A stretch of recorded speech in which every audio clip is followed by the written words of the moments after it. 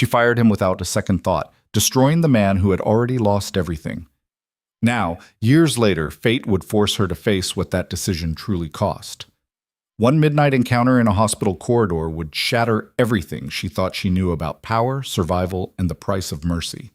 If you want to see how one moment can unravel an empire built on cold ambition, stay with me until the end. And don't forget to hit like and drop a comment with your city so I can see how far this story travels. The fluorescent lights in the east wing of Mercy General hummed with that particular frequency that made Adrian Cole's jaw ache if he listened too long.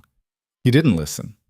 He'd learned over the past 3 years of night shifts to let the sound blur into the background static of beeping monitors, distant conversations, and the rhythmic squeak of nurses' shoes on linoleum. It was 2:47 in the morning, and Adrian stood at his usual post near the elevator bank on the 4th floor, hands clasped loosely behind his back, eyes scanning the corridor with the kind of attention that looked casual but missed nothing. His security uniform was crisp despite the hour, navy blue with his name embroidered over the breast pocket in letters that had faded slightly from too many washes. The fabric pulled tight across shoulders that had grown broader since he'd started this job. The physical labor of long shifts and restless days filling out a frame that had once been leaner, softer. He was 32, though the lines around his eyes suggested someone who'd lived harder than his years. Dark hair, kept short because it was easier. A jaw that hadn't seen a razor in 2 days. Hands that were scarred across the knuckles from a life that had required him to hold on tight to things that kept trying to slip away. Adrian. He turned.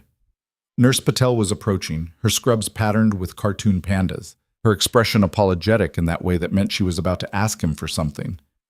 Yeah? Can you do a sweep of the parking garage? Someone called in about a taillight out in Section B. Probably nothing, but I'll check it out. She smiled, the kind of smile that said she knew he'd say yes before she asked. You're the best. Seriously. He nodded and moved toward the stairwell, because the elevators were slow and he preferred the stairs anyway. Preferred the movement, the way it kept his mind from wandering into territories that offered nothing but old pain and questions that had no good answers. The stairwell was cinder block and echo. His boots made clean, percussive sounds against the concrete steps, down 4 flights, through the heavy door into the garage's artificial brightness. The air smelled like exhaust and damp concrete, tinged with something faintly sweet. Old oil, maybe, or the residue of too many idling engines. Section B was in the back corner, where the overhead lights flickered intermittently and cast everything in uncertain shadows. He found the car, a silver sedan with a busted taillight, glass scattered on the pavement beneath it. Probably caught the edge of a concrete pillar backing out. He made a note of the license plate, took a photo with his phone for the incident report he'd file later, and turned to head back inside. That's when his phone rang. Not the work cell, his personal one. The screen said, Mercy General, Pediatrics. His heart stopped, then kicked into something faster and meaner. He answered before the second ring finished. This is Adrian Cole. Mr. Cole, this is Dr. Banerjee. We have your daughter here in the emergency department. The world tilted. What happened? She's stable, but she's running a high fever and showing signs of respiratory distress. Her babysitter brought her in about 20 minutes ago. We'd like to admit her for observation and start IV antibiotics. I'm in the building. I'll be there in 2 minutes. He didn't wait for a response. He was already moving, taking the stairs 3 at a time. His radio forgotten, his post abandoned, everything in him collapsing down to a single point of focus. Mia, his daughter, 6 years old. Small for her age, with dark curls that tangled no matter how carefully he brushed them, and eyes that were too serious, too watchful, like she'd inherited all his worry and none of his ability to hide it. The ER entrance was chaos. Someone shouting about insurance, a toddler screaming, a man in a wheelchair being pushed toward radiology. Adrian shoved through it all with the kind of single-minded purpose that made people step aside without thinking. He found the pediatric section, found a nurse who pointed him toward Bay 7, found Mia. She was so small in the hospital bed, dwarfed by white sheets and monitoring equipment. An oxygen cannula sat beneath her nose. An IV line snaked from her left hand, taped down with cartoon-patterned bandages. Her face was flushed with fever, her breathing fast and shallow. She turned her head when he came in, and her expression crumpled. "Daddy?" He was at her side in 2 strides, taking her small hand in his, careful not to jostle the IV. "Hey, sweetheart, I'm here." "I don't feel good." I know, but the doctors are going to help you feel better, okay? You're going to be fine." She nodded, trusting him completely, and something in his chest cracked open. Dr. Banerjee appeared, a woman in her 40s with graying hair pulled back in a bun and the kind of calm competence that came from years of sleepless nights. She explained the situation in terms Adrian could understand. Pneumonia, likely bacterial, caught early enough that treatment should be straightforward. They'd keep her for a few days, monitor her closely, adjust medications as needed. "Can I stay with her?" "Of course. We'll set up a cot." He didn't let go of Mia's hand. The hours that followed blurred together. Nurses came and went, checking vitals, adjusting IV drips, speaking in low voices that were meant to be reassuring. Mia drifted in and out of feverish sleep, murmuring things that didn't quite make sense. Adrian stayed awake, watching the monitors, counting her breaths, remembering another hospital room years ago when he'd sat beside a different bed and watched someone else slip away despite everything the doctors tried. He forced the memory down. This wasn't then. Mia wasn't. She would be fine. She had to be fine. Somewhere around 5 in the morning, his supervisor called. Adrian stepped into the hallway to take it. "Cole, where the hell are you?" "My daughter's in the hospital. I had to leave my post." A pause, then quieter. "Is she okay?" "She will be." "Take the time you need. We'll cover your shifts." "Thanks." He hung up and leaned against the wall, closing his eyes, letting himself have 10 seconds of exhaustion before he pulled it back together and returned to Mia's bedside. The sun rose slowly, turning the sky outside the window from black to gray to pale gold. Mia's fever started to break around 7. Her breathing eased. She opened her eyes and asked for water, for her stuffed rabbit, for a story. Adrian gave her all of it, his voice hoarse from lack of sleep but steady, always steady, because that's what she needed. By mid-morning, she was sitting up, color returning to her cheeks, arguing with him about whether she had to eat the entire cup of applesauce or just half. All of it. "But it's gross." "It's not gross. It's food. Eat." She scowled at him, but took another spoonful, and he counted it as a victory.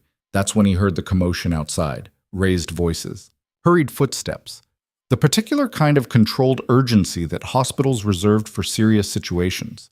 He stood, moving to the doorway, looking down the hall. A woman was being rushed past on a gurney, surrounded by medical staff. Late 30s, business attire, dark slacks, a white blouse now stained with blood. Her face was pale, her eyes half closed, her breathing labored. And Adrian recognized her instantly. Clara Voss, the CEO who had fired him 4 years ago. The woman who had looked at him across a conference table glanced at a spreadsheet and said, "We're letting you go. Effective immediately. Security will escort you out." The woman who had ended his career without knowing his name, without asking why he'd been missing work, without caring that his wife was dying and his world was disintegrating and he had a baby girl who needed him to hold it together. He watched her disappear into a trauma bay, watched the doors swing shut, and felt nothing. No vindication, no satisfaction, just a hollow kind of recognition that fate had a sense of irony. He went back to Mia's bedside, pushed Clara Voss out of his mind, and focused on the only thing that mattered. But over the next few hours, he couldn't help overhearing fragments of conversation from the nurses. Car accident, severe injuries, family en route, critical but stable. And then later, a different name mentioned in passing. Her brother's here, the one who was driving. He's in surgery now. Adrian said nothing. It wasn't his business. Clara Voss's life, her family, her crisis, it had nothing to do with him. Except that night, when Mia was finally sleeping peacefully and Adrian stepped out to get coffee from the vending machine, he saw Clara again. She was in a wheelchair at the end of the hallway, staring out the window at the city lights below. Her left arm was in a sling. Bandages wrapped her ribs, visible beneath a hospital gown. Her face was bruised, one eye swollen nearly shut. She looked fragile, breakable, nothing like the woman who had fired him. He told himself to walk past, to keep moving, to let it go. But something made him stop. Maybe it was exhaustion. Maybe it was the fluorescent lights and the late hour and the way hospital corridors had a habit of stripping away everything but the truth. Or maybe it was because, despite everything, he'd learned that holding on to anger took more energy than he had to spare. He walked over, stopped a few feet away, and said, "Clara Voss." She turned her head slowly, wincing at the movement. Her good eye focused on him, narrowed, searching. "Do I know you?" "Not really. You fired me once, 4 years ago." Her expression didn't change. "I've fired a lot of people." "Yeah, I figured." Silence settled between them, awkward and heavy. Then she said, "What's your name?" "Adrian Cole." She repeated it, like she was trying to place it, and he saw the moment she gave up. "I don't remember you." "I know." "Then why are you talking to me?" "Good question." He shrugged. "I saw them bring you in, heard it was bad, figured I'd check." "Why would you do that?" "I don't know." And he didn't. It was the truth. "How's your brother?" Her face tightened. "Still in surgery. They're saying it's going to be hours." "That's rough." "Yeah." Another silence, this one less hostile. Then Clara said, "You work here?" "Security, night shift." "Ironic." "Little bit." She looked at him for a long moment, and he could see her trying to reconcile whatever memory she didn't have with the man standing in front of her now. Finally, she said, "I'm sorry I don't remember you." "It's fine." "Is it?" He thought about that. "Yeah, it is." And the strange thing was, he meant it. He'd spent years angry at her, at the company, at the unfairness of it all. But somewhere along the way, the anger had burned itself out, leaving behind something quieter. Not forgiveness, exactly. Just indifference. She'd been a name on a termination letter. A face he'd seen once and never again. She hadn't known him, and he hadn't known her. It was just business. Except that night, looking at her bruised and broken in a wheelchair, he realized she was just a person, flawed, scared, sitting in a hospital waiting for news about someone she loved, the same way he'd sat beside Mia's bed hours earlier. "Your brother's going to pull through," Adrian said. "Surgeons here are good." "You don't know that." "No, but I'm saying it anyway." She almost smiled. "Thanks." He nodded and turned to leave. "Adrian?" He stopped, looked back. "Why did I fire you?" The question caught him off guard. He could have said it was because he'd been missing too much work, because his performance had slipped, because the company needed to cut costs and he'd been an easy target. But instead he said, "My wife was dying. I was trying to take care of her and our daughter. I missed some deadlines. You didn't know the context. You made a decision based on numbers." Her face went still. "I didn't know." "I know. I should have. Maybe." He paused. "But you didn't, and I survived anyway." He left her there, went back to Mia's room, and didn't think about Clara Voss again until the next night. Mia's fever stayed down. The antibiotics were working. By the second day, she was complaining about being bored, which the nurses said was a good sign. Adrian brought her coloring books, puzzles, anything to keep her occupied. He slept in the cot beside her bed, waking every time a nurse came in, every time Mia shifted or coughed or murmured in her sleep. On the third night, he was walking back from the cafeteria when he saw Clara again. She was standing outside the ICU, talking to a doctor. Her brother, he assumed. The doctor's expression was cautiously optimistic, and when he left, Clara sagged against the wall, relief written across every line of her body. Adrian kept walking, but she called out to him. "Adrian, wait!" He stopped, turned.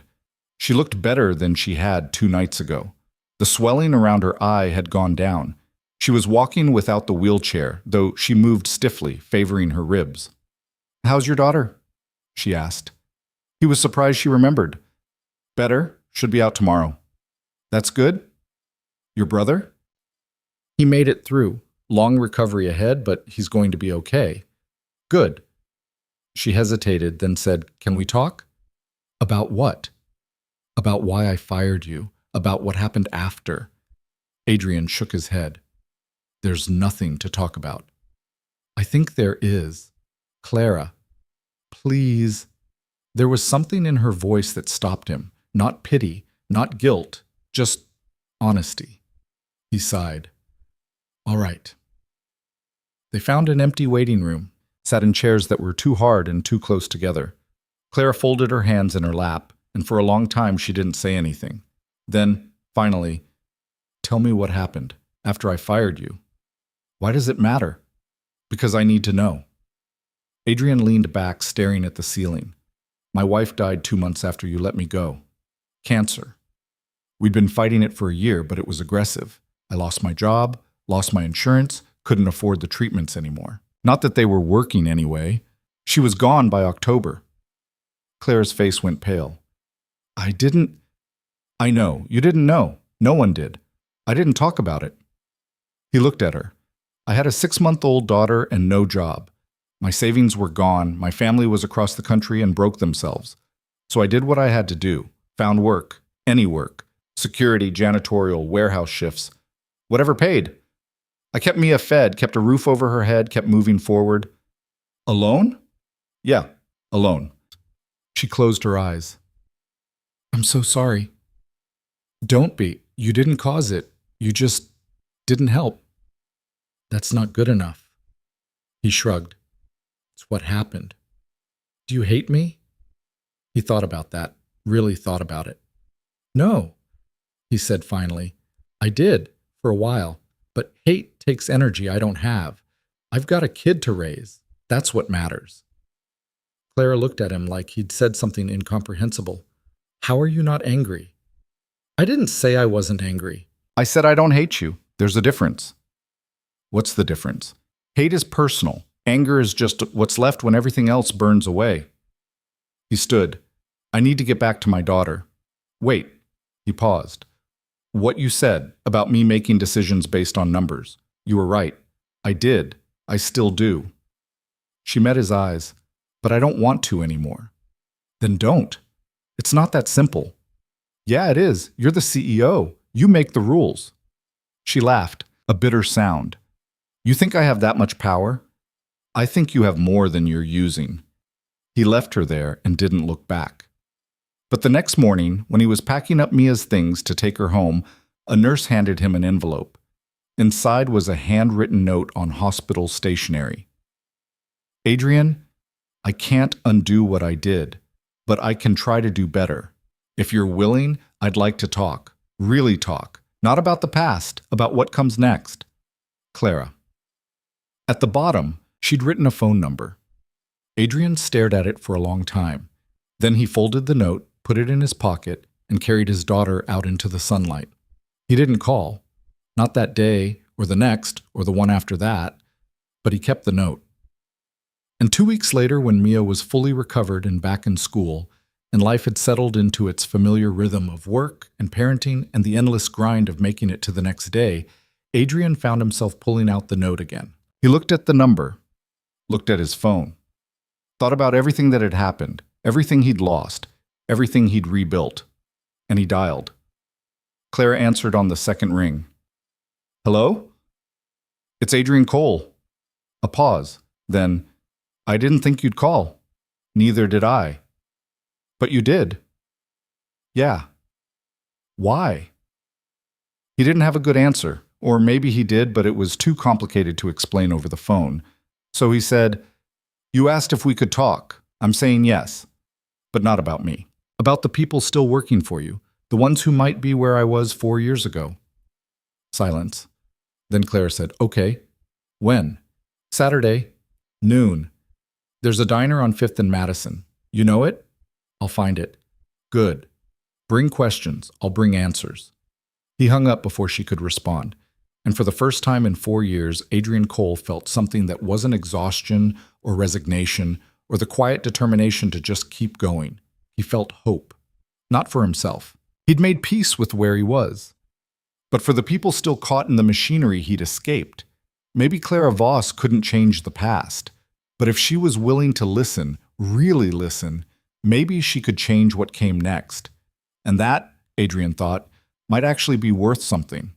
He put the phone away, checked on Mia, who was asleep in her bed, her stuffed rabbit tucked under one arm, and allowed himself a small, tired smile. The road ahead was long, but he'd walked longer ones before. And this time he wasn't walking alone. The diner on 5th and Madison had been there longer than most of the buildings around it. Red vinyl booths patched with duct tape, a counter that had seen better decades, and a jukebox in the corner that only played songs from before anyone cared about streaming. It smelled like coffee and grease and the kind of breakfast that came with free refills and no judgment. Adrian arrived 10 minutes early, took a booth in the back corner where he could see the door, and ordered coffee. Black. The waitress, Rita, her name tag said, poured it without asking if he wanted cream, which meant he'd been coming here long enough that she knew. He didn't come often. Maybe once a month when Mia was at her friend's house and he had a Saturday morning to himself. But it was the kind of place that remembered you even when you didn't deserve remembering. Clara Voss walked in at exactly noon.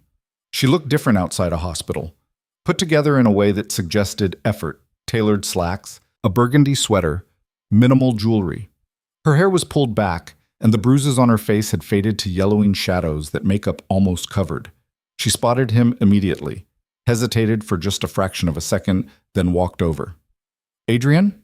"Clara." She slid into the booth across from him, and Rita appeared with a second coffee mug before Clara could ask. "You want something to eat, hun?" Rita asked. "Just coffee, thank you."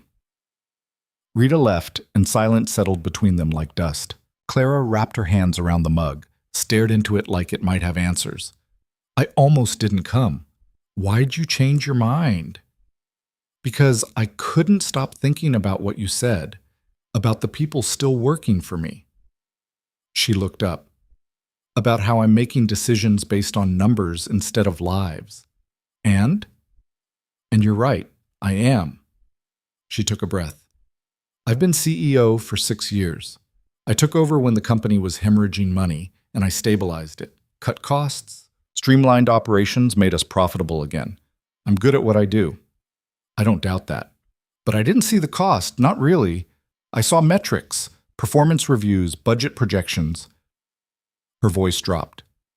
"I didn't see you, or anyone like you."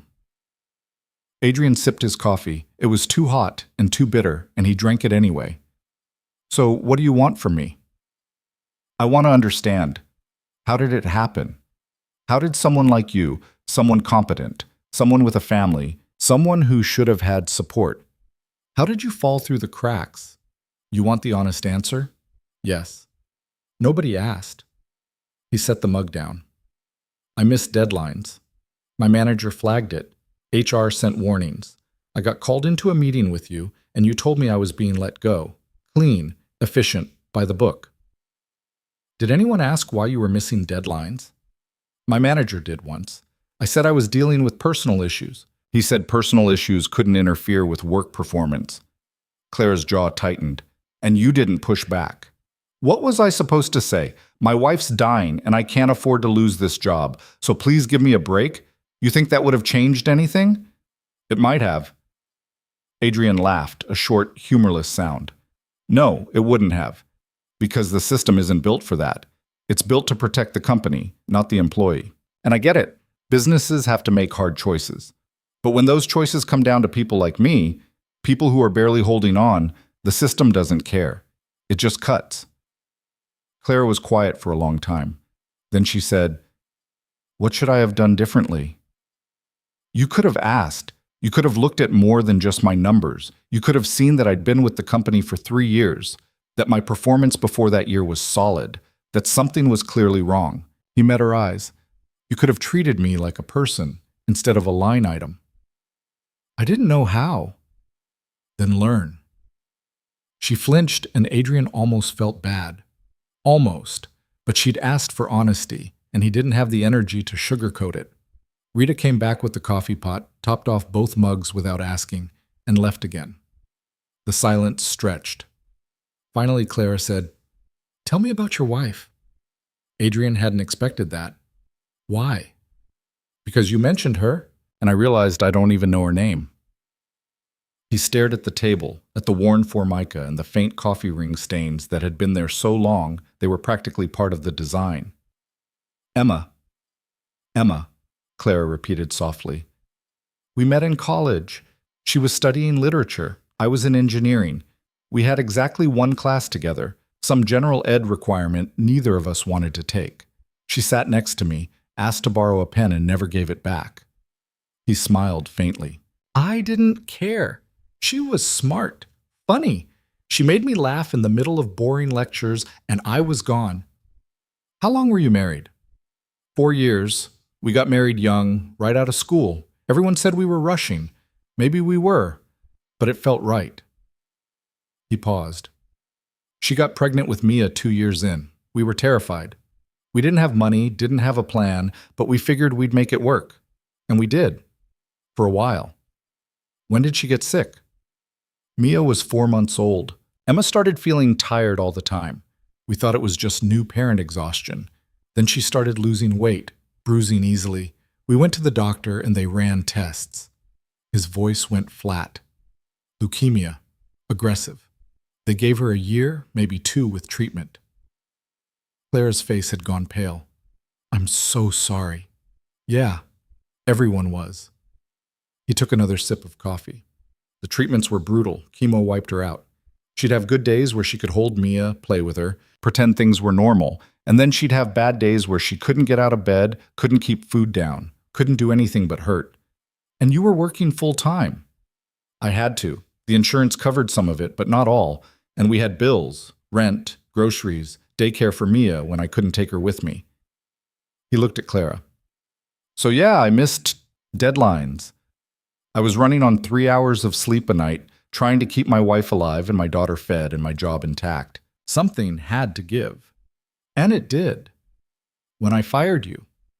When you fired me? He confirmed. 2 weeks later, we couldn't afford the next round of chemo.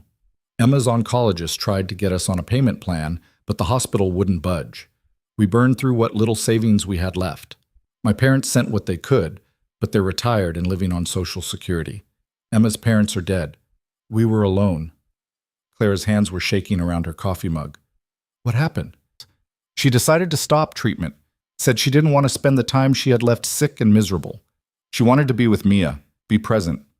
So we brought her home, set up hospice care, and I watched her fade. His voice cracked, just slightly. She died in our bedroom on a Tuesday morning. Mia was in the living room watching cartoons. Emma waited until I'd taken Mia out of the room, like she didn't want her to see. Adrian, I'm not telling you this for sympathy. I'm telling you because you asked what happened after you fired me. That's what happened. I lost my wife, lost my income, lost everything I thought I could count on. And I had to figure out how to keep going anyway. Clara looked like she might cry. How did you do it? I didn't have a choice. Mia needed me, so I found work. Day labor at first, construction sites, warehouse gigs, anything that paid cash. Then I got the security job at the hospital. Night shift paid more, and I could be home during the day with Mia. It wasn't easy. Some months I had to choose between paying rent and buying groceries. But we survived. You shouldn't have had to survive. You should have been supported. Yeah, well, that's not the world we live in. Clara set her mug down, leaned back against the booth. I want to change that. You can't change the world, Clara. Maybe not, but I can change how my company operates. Adrian studied her. She looked serious, determined. But he'd seen determination before, seen people promise things they couldn't deliver. What are you proposing? I don't know yet. That's why I'm here. I need to understand what went wrong so I can figure out how to fix it. She pulled out a notebook, actual paper, not a phone, and a pen. Walk me through it. What would have helped? What policies could have made a difference? He almost laughed. You want me to redesign your HR policies? I want your perspective. You've lived through the worst-case scenario. You know where the system failed. So tell me how to make it better. Adrian considered walking out. This wasn't his responsibility. He didn't owe Clara Voss anything, least of all free consulting on how to run her company. But then he thought about the other people still working there, the ones who might be where he'd been, the ones hanging on by their fingernails, one emergency away from losing everything. All right, he said, but I'm ordering food first. You're buying. Clara almost smiled. Deal. Rita came back and Adrian ordered the breakfast special. Clara asked for toast, which made Rita raise an eyebrow but say nothing. When the food arrived, Adrian ate while he talked, punctuating points with his fork. First thing, your leave policies are garbage. I had 5 sick days a year. 5. You know how useless that is when you're dealing with a spouse's terminal illness? I burned through them in the first month. After that, every appointment, every emergency, every bad day counted as unpaid leave, which meant less money when I needed it most. Clara was writing. What would have been better?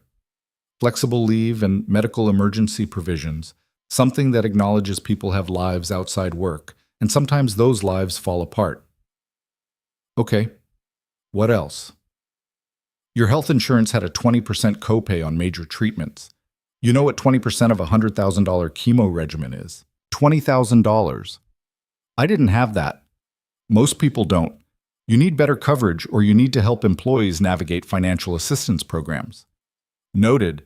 And your managers need training. My boss knew something was wrong, but he didn't know what to do about it. He just flagged me as underperforming and passed it up the chain. Someone should have intervened, asked questions, offered resources. Claire's pen moved across the page.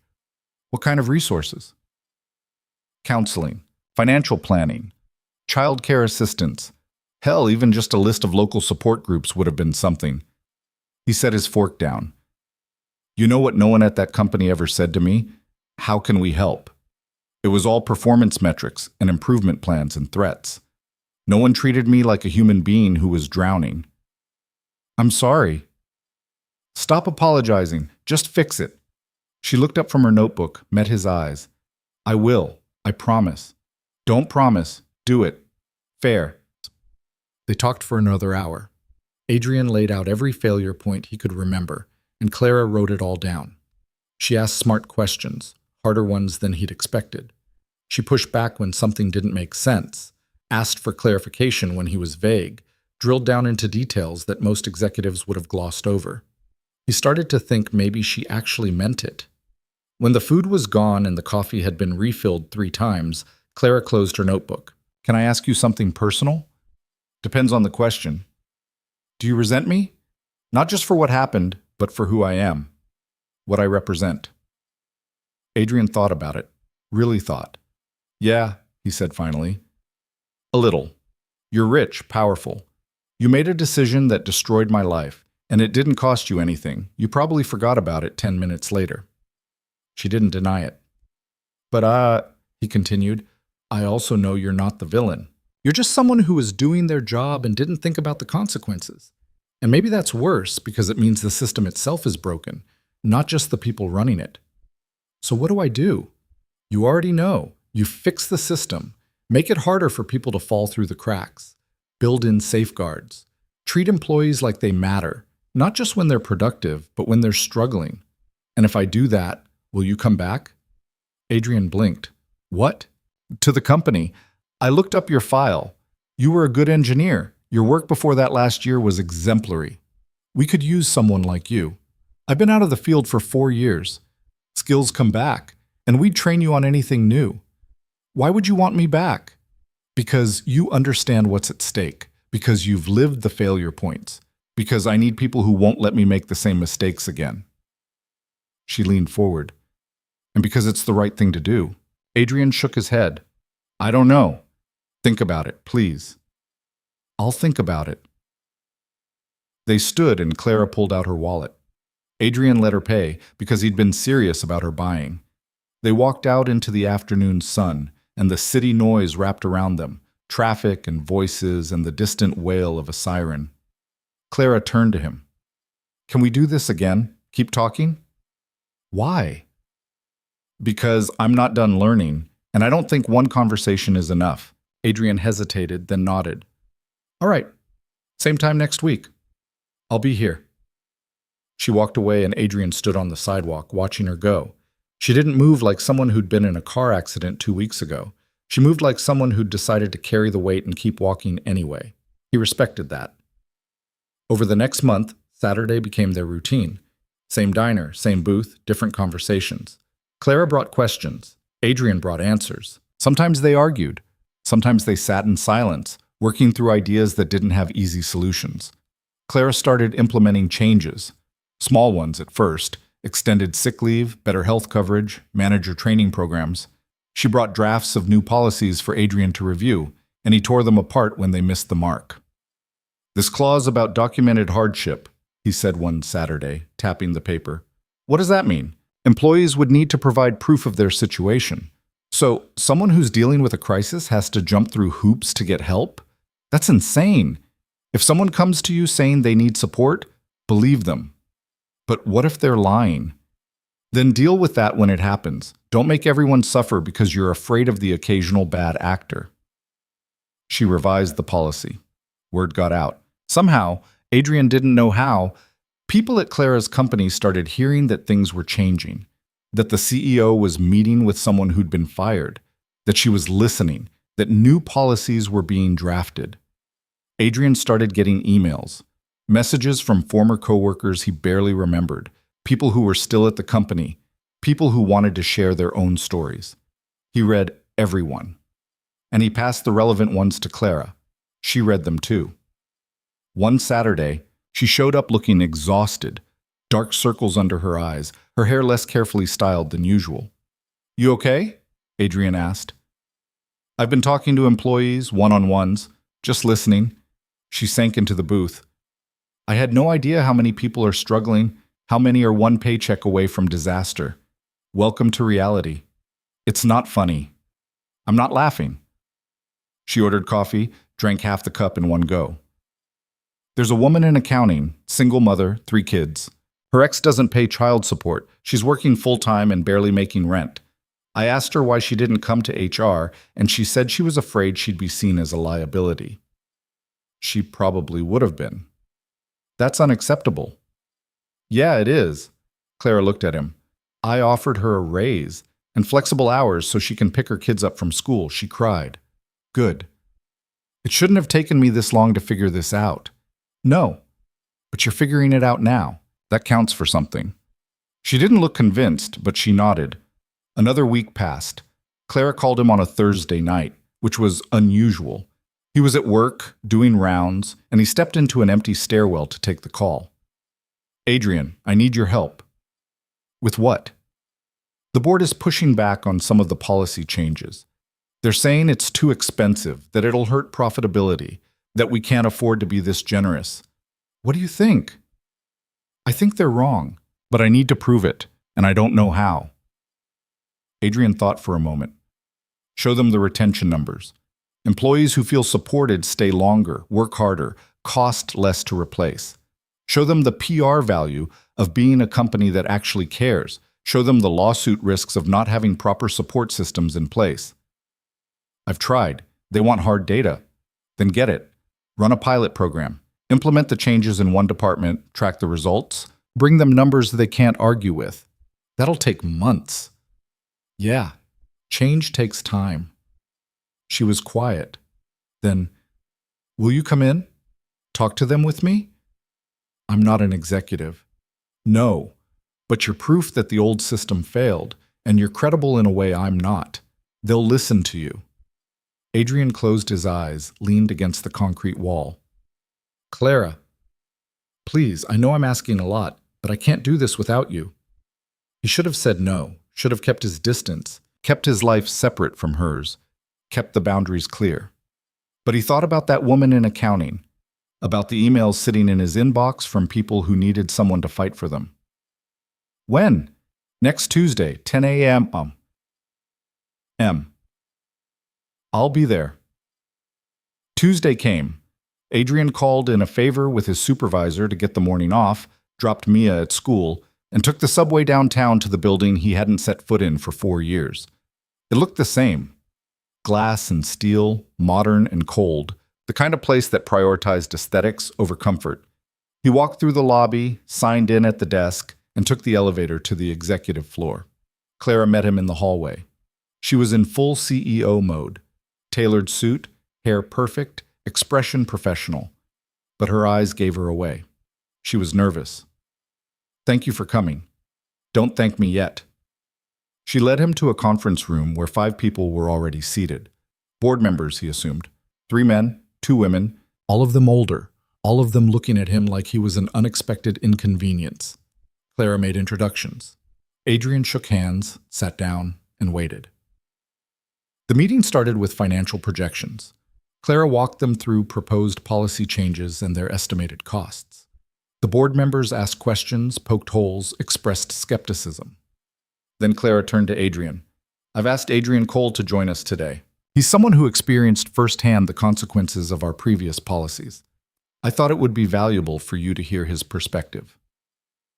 One of the board members, a man in his 60s with silver hair and an expensive watch, leaned back in his chair. Mr. Cole, Clara mentioned you were terminated 4 years ago. Is that correct? Yes. And you're here to tell us we should have kept you employed despite underperformance?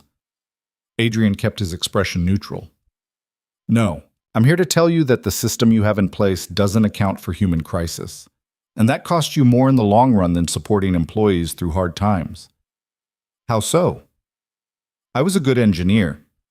I'd been with the company for 3 years, had strong performance reviews, was on track for promotion. Then my wife got sick, terminal cancer. I had a baby at home. I started missing deadlines because I was trying to keep my family afloat. Instead of helping, the company cut me loose. You lost a valuable employee, and I lost everything. The woman to his left frowned. What would you have had us do? Ask questions, offer support, give me temporary reduced hours or a sabbatical, connect me with resources, anything but treating me like a problem to be eliminated. That's not how businesses operate. Then businesses are operating wrong. The room went tense. The silver-haired man said, Mr. Cole, I understand you went through a difficult time, but companies can't afford to carry employees who aren't productive. It's not personal. It's economics. Adrian met his eyes. And when you lose good people because you refuse to help them through a crisis, what's the economic cost of that? Recruiting, training, the hit to morale when everyone sees how you treat people who are struggling? We have systems in place. Your systems failed. They failed me, and they're failing people right now. Clara's talking to employees who are terrified to ask for help because they know they'll be seen as weak. You're creating a culture where people hide their problems until they collapse. That's not sustainable. The room was silent. Then the other woman spoke. What do you propose? Adrian looked at Clara. She nodded. Flexible leave policies that don't punish people for emergencies. Better health coverage that doesn't bankrupt employees. Manager training. So someone actually notices when an employee is drowning. An employee assistance program that's more than just a phone number no one calls. And a culture shift that treats people like human beings instead of replaceable parts. That's expensive. So is turnover. So are lawsuits. So is the reputational damage when word gets out that you don't care about your employees. He leaned forward. You want to be a company people fight to work for? Treat them like they matter. Not just when they're productive, but when they're struggling. That's how you build loyalty. That's how you win. The board members exchanged glances. The silver-haired man said, We'll take it under advisement. Clara stood. Thank you for your time. Adrian followed her out. They didn't speak until they were in the elevator, doors closed, descending. Well, Clara said, that could have gone worse. Could have gone better, too. You were incredible in there. I just told the truth. That's why it mattered. The elevator doors opened and they stepped into the lobby. Adrian headed for the exit, but Clara caught his arm. Adrian, I meant what I said about wanting you back. If the board approves these changes, I want you here, helping implement them, making sure we get it right. He looked at her, really looked, saw someone who'd started this journey out of guilt, but had arrived somewhere different, somewhere real. Let me think about it, he said. Take all the time you need. He walked out into the city, breathed the cold air, and felt something shift inside him. Maybe it was time to stop running from the past. Maybe it was time to build something new. Adrian didn't go straight home after the board meeting. He walked instead, letting the city noise wash over him, trying to process what had just happened. The subway would have been faster, but he needed the movement, needed the cold air biting at his face, needed to think. He'd just walked back into the building that had destroyed him, stood in front of the people who represented everything that had gone wrong, and he told them the truth without flinching. It should have felt like vindication. Instead, it just felt heavy. His phone buzzed. A text from Clara. Board wants to meet again next week. They're considering a pilot program. This is progress. He typed back, good. Then he put the phone away and kept walking. By the time he got home, Mia's school bus had already dropped her off. Mrs. Chen from next door was watching her, an arrangement they had on days when Adrian's schedule got complicated. He knocked, and Mrs. Chen opened the door with Mia already bouncing beside her. Daddy? Hey, sweetheart, you have a good day? We learned about penguins. Did you know they can't fly, but they're really good swimmers? I did know that. Mrs. Chen made cookies. Adrian looked at Mrs. Chen, who shrugged with a smile. She helped. Thanks for watching her. Anytime, you know that. He took Mia's hand and they walked the few feet back to their apartment. It was small, one bedroom, a living room barely big enough for a couch and a TV, a kitchen that fit one person comfortably, and two if they didn't mind bumping elbows. But it was theirs, clean, safe, enough. Mia went straight for her coloring book, sprawling on the living room floor with crayons scattered around her. Adrian changed out of the dress shirt he'd worn to the meeting, felt strange, wearing it again after years in security uniforms, and pulled on jeans and a t-shirt that had seen better days. He started dinner. Nothing fancy. Pasta with butter and parmesan, because Mia would actually eat that. A salad for him that she'd ignore. Garlic bread from the freezer. Daddy, can you help me with the penguin? He looked over. She was holding up a coloring page, the penguin half-colored in shades of purple and green. Penguins aren't purple, kiddo. This one is. He's special. Adrian smiled despite himself. All right, special purple penguin it is. They ate dinner at the small table by the window, Mia chattering about school and her friend Sophie and how the boy who sat behind her kept pulling her hair. Adrian listened, asked questions, made the appropriate noises of concern and amusement. This was his favorite part of the day, just the two of them. No crisis, no pressure, just normal. After dinner, he helped her with homework. Simple math problems that she flew through. Writing practice that took longer because she kept wanting to draw pictures in the margins. Why do I have to practice writing? She asked, frowning at the paper. Because that's how you get better at it. But I'm already good. You're good, but you can be better. She sighed dramatically, but she kept writing. Bath time, story time, tucking her into bed with her stuffed rabbit and the nightlight that projected stars on the ceiling. Daddy? Yeah? Are you happy? The question caught him off guard. What do you mean? You always look tired, and sometimes you look sad. He sat on the edge of her bed, brushed hair away from her face. I'm not sad. I'm just working hard to take care of you. But are you happy? Adrian thought about it, really thought. I'm happy when I'm with you, he said finally. That's enough. She seemed satisfied with that, snuggling deeper into her blankets. Love you, Daddy. Love you too, sweetheart. He turned off the light, pulled the door mostly closed, and stood in the hallway for a moment, listening to her breathing even out. Then he went to the living room, pulled out his laptop, old, slow, but functional, and opened his email. Clara had sent him something, an attachment labeled Proposed Policy Changes, Draft 3. He skimmed it. Most of it looked good, better than the previous versions, but there were still gaps, still language that was too vague, still loopholes that would let the company avoid responsibility if they wanted to.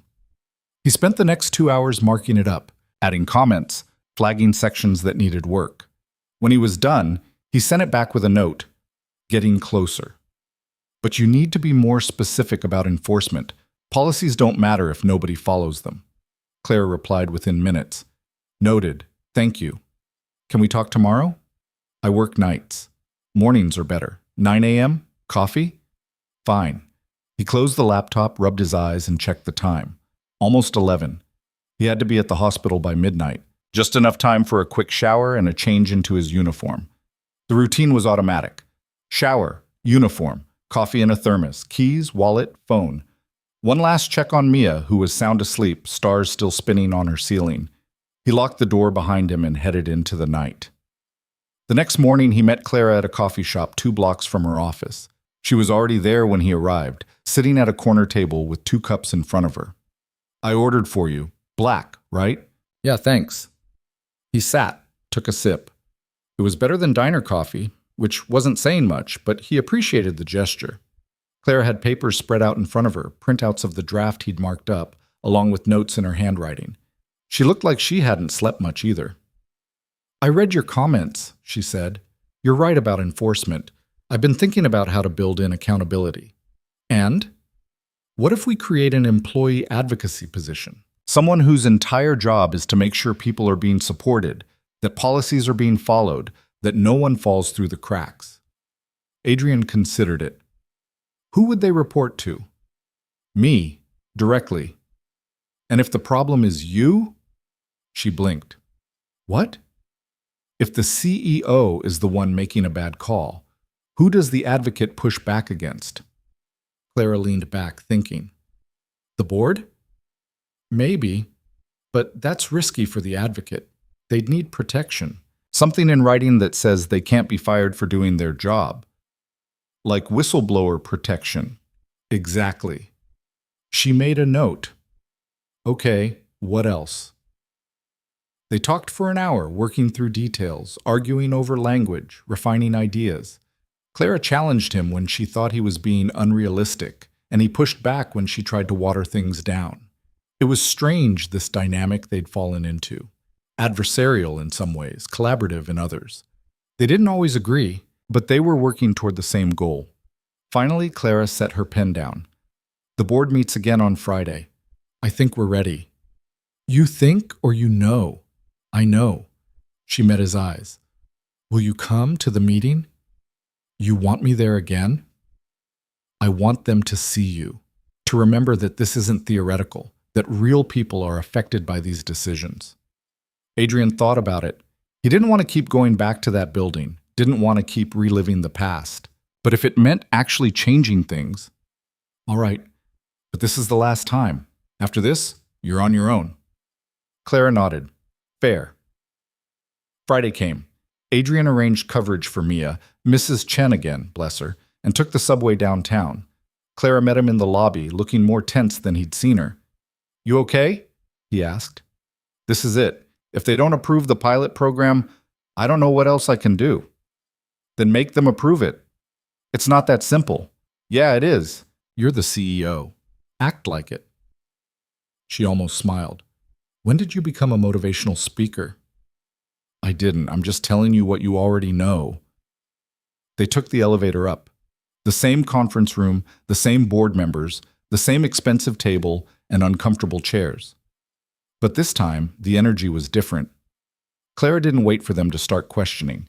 She launched straight into the presentation, revised policies, cost projections, retention data from other companies that had implemented similar programs.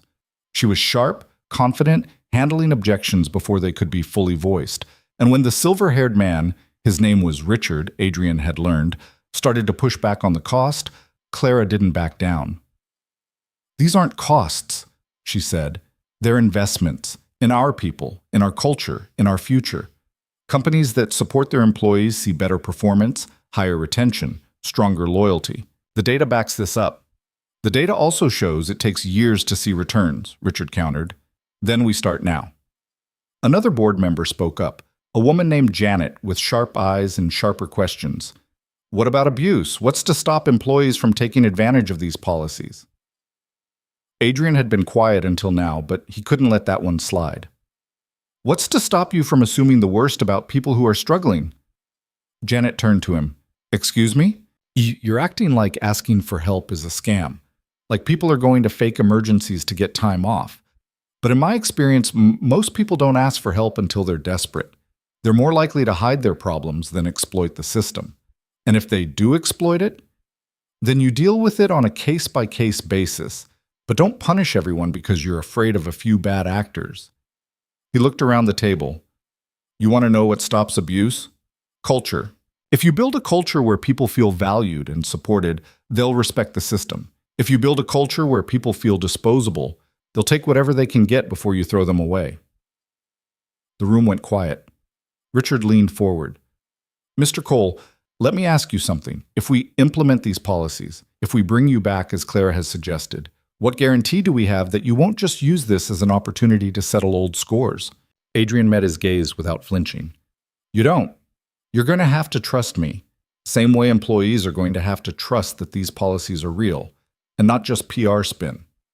Trust goes both ways. That's not very reassuring. I'm not here to reassure you. I'm here to tell you the truth. And the truth is, your company almost broke me. It did break a lot of other people. You can keep doing things the same way and hope nothing changes, or you can actually try to fix the problem. But if you're waiting for a guarantee, you're going to be waiting forever. Another silence, longer this time. Then Janet said, I move that we approve a 6-month pilot program in one department, engineering, with full metrics tracking and quarterly reviews. Seconded, said another board member. Richard looked around the table, his expression unreadable. All in favor? 4 hands went up. Richard stayed down. Motion passes, he said, and Adrian heard the reluctance in his voice. Clara, you have 6 months. Make it work. Clara's face stayed professional, but Adrian saw the relief in her eyes. Thank you. We will. The meeting adjourned. Adrian and Clara walked out together, neither of them speaking until they were in the elevator again. Then Clara let out a breath that sounded like she'd been holding it for hours. We did it. You did it. I just showed up. You did more than that. She turned to him. So, engineering department, 6 months.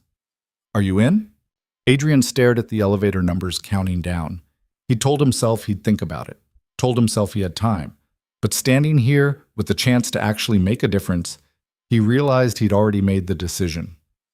Yeah, I'm in, but I have conditions. Name them. I work days only, no overtime that interferes with picking up my daughter from school. If she's sick, I leave. No questions asked. Done. And I want to be involved in hiring the employee advocate. Whoever takes that job needs to actually care, not just see it as a stepping stone. Agreed. Anything else? He thought for a moment. Pay me fairly. Not what you think I'm worth. Not what I used to make. What the job is actually worth. I can do that. The elevator doors opened. They stepped into the lobby. Clara extended her hand. Welcome back, Adrian. He shook it. Her grip was firm, businesslike, but there was something else there too. Respect, maybe. Or just exhaustion. When do I start? 2 weeks? Give you time to wrap things up at the hospital. 2 weeks, he confirmed. They walked outside together, stood on the sidewalk as the city moved around them. Clara looked like she wanted to say something else, but she just nodded and headed toward a waiting car. Adrian watched her go, then started walking toward the subway. His phone buzzed, a text from Mrs. Chen. Mia wants to know if you're bringing dinner. She's requesting pizza. He smiled and typed back, Pizza it is. The next 2 weeks passed in a blur. Adrian gave notice at the hospital, and his coworkers threw him a small goodbye party in the break room. Nurse Patel hugged him and made him promise to visit. His supervisor shook his hand and told him he'd be missed. You were one of the good ones, Cole, he said. Don't forget where you came from. I won't. He cleaned out his locker, turned in his uniform, walked out of Mercy General for the last time as an employee. It felt strange. That building had been his anchor for 3 years, the place that had kept him and Mia afloat when everything else was sinking. But it was time to move on. He spent a weekend updating his wardrobe, cheap dress shirts and slacks from a discount store, nothing fancy, but enough to look professional. Mia helped him pick out ties, choosing the ones with the brightest colors. This one's best, she said, holding up a tie that was aggressively blue. You don't think it's too bright? Nope, it's perfect. He bought the tie. His first day back, he arrived 15 minutes early. The lobby looked the same, the elevator smelled the same, but walking through those doors as an employee instead of someone being escorted out felt surreal. Clara met him on the engineering floor. Ready? As I'll ever be. She led him to a cubicle, not fancy, but it had a window view and enough space for a second monitor. His name was already on the placard. Adrian Cole, Senior Engineer. We'll get you set up with IT, get your credentials restored, introduce you to the team, Clara said. The pilot program officially starts today, so everyone's been briefed on the new policies. You'll be working directly with the department head, Sarah Nguyen. She's good. You'll like her. And the employee advocate position? We're interviewing candidates next week. I'd like you to sit in. I will. Clara hesitated, then said, I know this is strange, being back here. If you need anything, I'll let you know. She nodded and left him to get settled. The morning was orientation, IT setup, paperwork, meetings with HR that felt deeply ironic given the circumstances. By lunch, his head was spinning with passwords and policy updates and names he'd never remember. He ate alone in the cafeteria, at a table by the window, watching people come and go. Some faces were familiar. Most weren't. A few people glanced at him with curiosity, probably wondering who the new guy was. Then someone sat down across from him. Sarah Nguyen, late 40s, graying hair cut short, wearing a blazer over a graphic tee that said, There are 10 types of people in the world. Adrian Cole, she said, I've heard a lot about you. I'm sure you have. Claire says you're here to help implement the new support policies. That true? That's the plan. Good, because this department could use it. She leaned back, arms crossed. I've been here 12 years. I've seen a lot of people burn out, quit, get fired. The culture's been toxic for a long time. If you and Clara can actually change that, I'm all for it. You sound skeptical. I am, but I'm also hopeful, which is more than I've been in a while. She stood. Finish your lunch. Then come find me. I'll introduce you to the team. She walked away before he could respond. Adrian finished eating, threw away his trash, and followed her to the engineering floor. The team was small, 8 people, including him. A mix of ages and backgrounds, all of them looking varying degrees of exhausted and wary. Sarah made introductions, and Adrian shook hands, made mental notes of names and faces. Then Sarah said, Adrian's here as part of the new employee support initiative. He's going to be working with us, but he's also here to make sure we're not killing ourselves in the process. If you need help, ask him. If something's wrong, tell him. That's what he's here for. One of the younger engineers, a guy named Marcus with a beard and a coffee-stained hoodie, raised his hand. So you're like HR? No, Adrian said. I'm like you. I've been where you are. I know what it's like to be drowning and have nobody notice. I'm here to notice. Marcus looked unconvinced but nodded. The rest of the day was spent getting up to speed on projects, reviewing code, sitting in on meetings. It was strange, slipping back into engineering work after 4 years away. But it came back faster than he'd expected. The logic, the problem-solving, the rhythm of it. By the end of the day, his brain hurt and his eyes were tired from staring at screens. But he felt something he hadn't felt in a long time. Useful. He picked up Mia from school, made dinner, helped with homework, went through the evening routine. But when he tucked her into bed, she asked, Did you have a good day, Daddy? Yeah, I did. What did you do? I went back to my old job, the one I had before you were born. Do you like it? I think so. It's different, but good different. She smiled. I'm glad. Me too, sweetheart. Over the next few weeks, Adrian settled into the rhythm of the new job. The work itself wasn't particularly difficult. He'd done harder things just to survive the past 4 years. But navigating the office politics, rebuilding relationships, proving himself to people who remembered him as the guy who got fired, that was harder. Some people were openly curious. They asked questions, wanted to know the story. Adrian kept it vague. I left. Now I'm back. That's it. Others were suspicious. They wondered if he was Clara's spy, if he was there to report back on who was slacking, who was unhappy, who was thinking about leaving. He tried to prove them wrong by just doing his job and staying out of the drama. But then, 3 weeks in, something happened that forced his hand. One of the engineers, a woman named Lisa, who was quiet and competent and never caused problems, didn't show up for work. No call, no email, nothing. Sarah was annoyed. That's not like her. She's never missed a day without notice.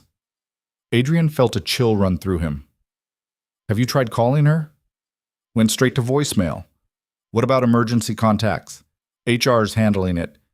Let me know what they find out. By midday, HR reported back. Lisa's emergency contact was her sister, who said Lisa had been hospitalized the night before. Severe anxiety attack. She'd been struggling for months but hadn't told anyone. Sarah looked stricken. I had no idea. Adrian did. He'd seen it. The way Lisa stayed late every night, the way she never took breaks, the way she flinched when Sarah asked about project deadlines. He'd seen it because he'd lived it. I'm going to visit her, Adrian said. You barely know her. Doesn't matter. He left work early, stopped by a grocery store to pick up flowers, and went to the hospital. It felt surreal, walking into Mercy General as a visitor instead of an employee. He found Lisa's room, knocked gently. Come in. She was sitting up in bed, looking pale and exhausted. Her eyes widened when she saw him. Adrian, what are you doing here? Heard you were here, wanted to check on you. I'm fine, just overreacted. He set the flowers on the table and pulled up a chair. You didn't overreact, and you don't have to pretend with me. She looked away. I just couldn't handle it anymore. The pressure, the deadlines, the constant feeling that I was failing. I kept thinking if I just worked harder, if I just pushed through, it would get better. But it didn't. It just got worse. Did you tell anyone? No, I didn't want to seem weak. Adrian sighed. That's the problem. The whole system makes people feel like asking for help is weakness. It's not. It's survival. I'm probably going to get fired. No, you're not. How do you know? Because that's why I'm here, to make sure that doesn't happen. He spent another 20 minutes with her, reassuring her, explaining the new policies, promising her that things were going to be different. He didn't know if she believed him, but she looked less terrified when he left. The next day, he went to Clara's office. She looked up from her laptop. Adrian, what's up? Okay, we have a problem. He told her about Lisa, about the anxiety attack, about the months of struggling in silence, about the culture that made her think asking for help would get her fired. Clara's face went hard. What do you need? I need you to call her, personally. Tell her she's not in trouble. Tell her we're going to support her. And then I need you to prove it. How? Paid leave while she recovers, access to counseling through the Employee Assistance Program, and when she comes back, a workload review to make sure she's not drowning. Clara picked up her phone. Give me your number. She called Lisa right then, put it on speaker. Adrian listened as Clara apologized, as she explained the new policies, as she promised Lisa that her job was safe and her health was the priority. When the call ended, Clara looked at Adrian. This is going to keep happening, isn't it? We're going to keep finding people who've been suffering in silence. Yeah, probably. Then we need to move faster. The pilot program isn't enough. What are you proposing? Expand it, company-wide, now. The board won't approve that. Claire's expression turned fierce. I don't care. This is my company. I'll take the heat. And for the first time since he'd met her, Adrian saw the leader she could be. Not the one who made decisions based on spreadsheets. The one who made decisions based on people. Clara called an emergency board meeting for Monday morning. Adrian wasn't invited this time, which was fine by him. He had work to do anyway, real work, the kind that involved reviewing code and fixing bugs and attending stand-ups with his team. But he kept his phone nearby, waiting for the fallout. It came just before noon. Clara's text was short. They're furious. Come to my office. He found her pacing behind her desk, jaw set, arms crossed. The view behind her showed the city sprawling out in all directions, buildings and traffic, and people moving through their lives without any idea what was happening on the 40th floor of this particular tower. What happened? Adrian asked. I told them we're expanding the pilot program company-wide, effective immediately. And? Richard threatened to call a vote of no confidence. Janet said I'm being reckless. The others are split. She stopped pacing, faced him. I might not have a job by the end of the week. Adrian sat in one of the chairs across from her desk. Do you regret it? No? Then it doesn't matter what they think. Easy for you to say. You're not the one who might get fired. He almost laughed. Clara, I've been fired. It's survivable. She sank into her chair, rubbed her temples. I knew they'd push back, but I thought I could convince them, show them the data, make the business case. Instead, Richard accused me of letting personal guilt cloud my judgment. Is he wrong? She looked up sharply. What? About the guilt. Is he wrong? Clara was quiet for a long moment. Then she said, No, he's not wrong. I do feel guilty. About you, about Lisa, about everyone who got hurt because I was too focused on numbers to see people. But that's not why I'm doing this. Then why are you? Because it's the right thing to do. Because I don't want to be the kind of leader who looks back in 20 years and realizes she built a company on other people's suffering. She met his eyes. Because you were right. About all of it. And I can't unsee that now. Adrian leaned back, studied her. She looked exhausted. Dark circles under her eyes, tension in her shoulders, the weight of the decision pressing down on her. But she wasn't backing down. What do you need from me? He asked. I need you to help me prove them wrong. We've got 6 months before the board reviews the pilot program results. If we can show real improvement, better retention, higher morale, increased productivity, they'll have to admit this works. And if we can't, then I'm out, and whoever replaces me will probably roll everything back. No pressure then. No pressure, she echoed, and almost smiled. Adrian stood. All right, let's get to work. Over the next few weeks, they moved fast. Clara authorized the hiring of 3 employee advocates, 1 for each major division. Adrian sat in on every interview, pushing back when candidates gave corporate answers and nodding when they showed genuine understanding of what the role required. They hired Maya first, a woman in her 30s who'd worked in social services before moving to corporate HR. She'd seen the worst of what systems could do to people, and she wasn't afraid to speak up.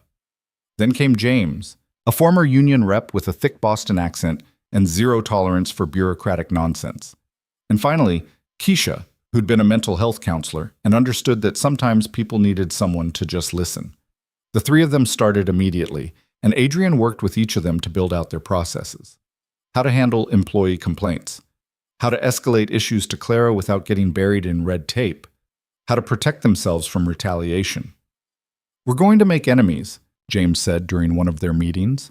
People who don't like change, people who think we're coddling employees, people who want things to go back to the way they were.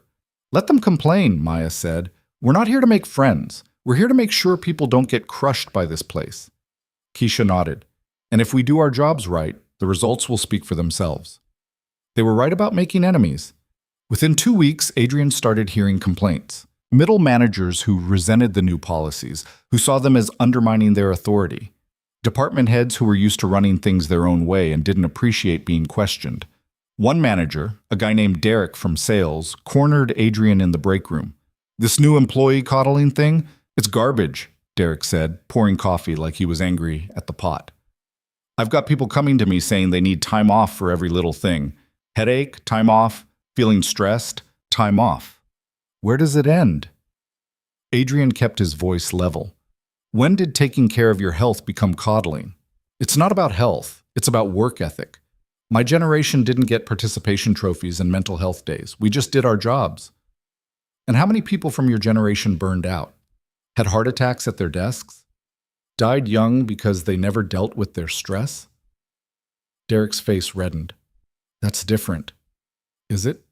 You know what your problem is, Cole? You think everyone deserves a second chance, but some people just can't cut it, and no amount of hand-holding is going to change that. Adrian set his coffee down, turned to face Derek fully.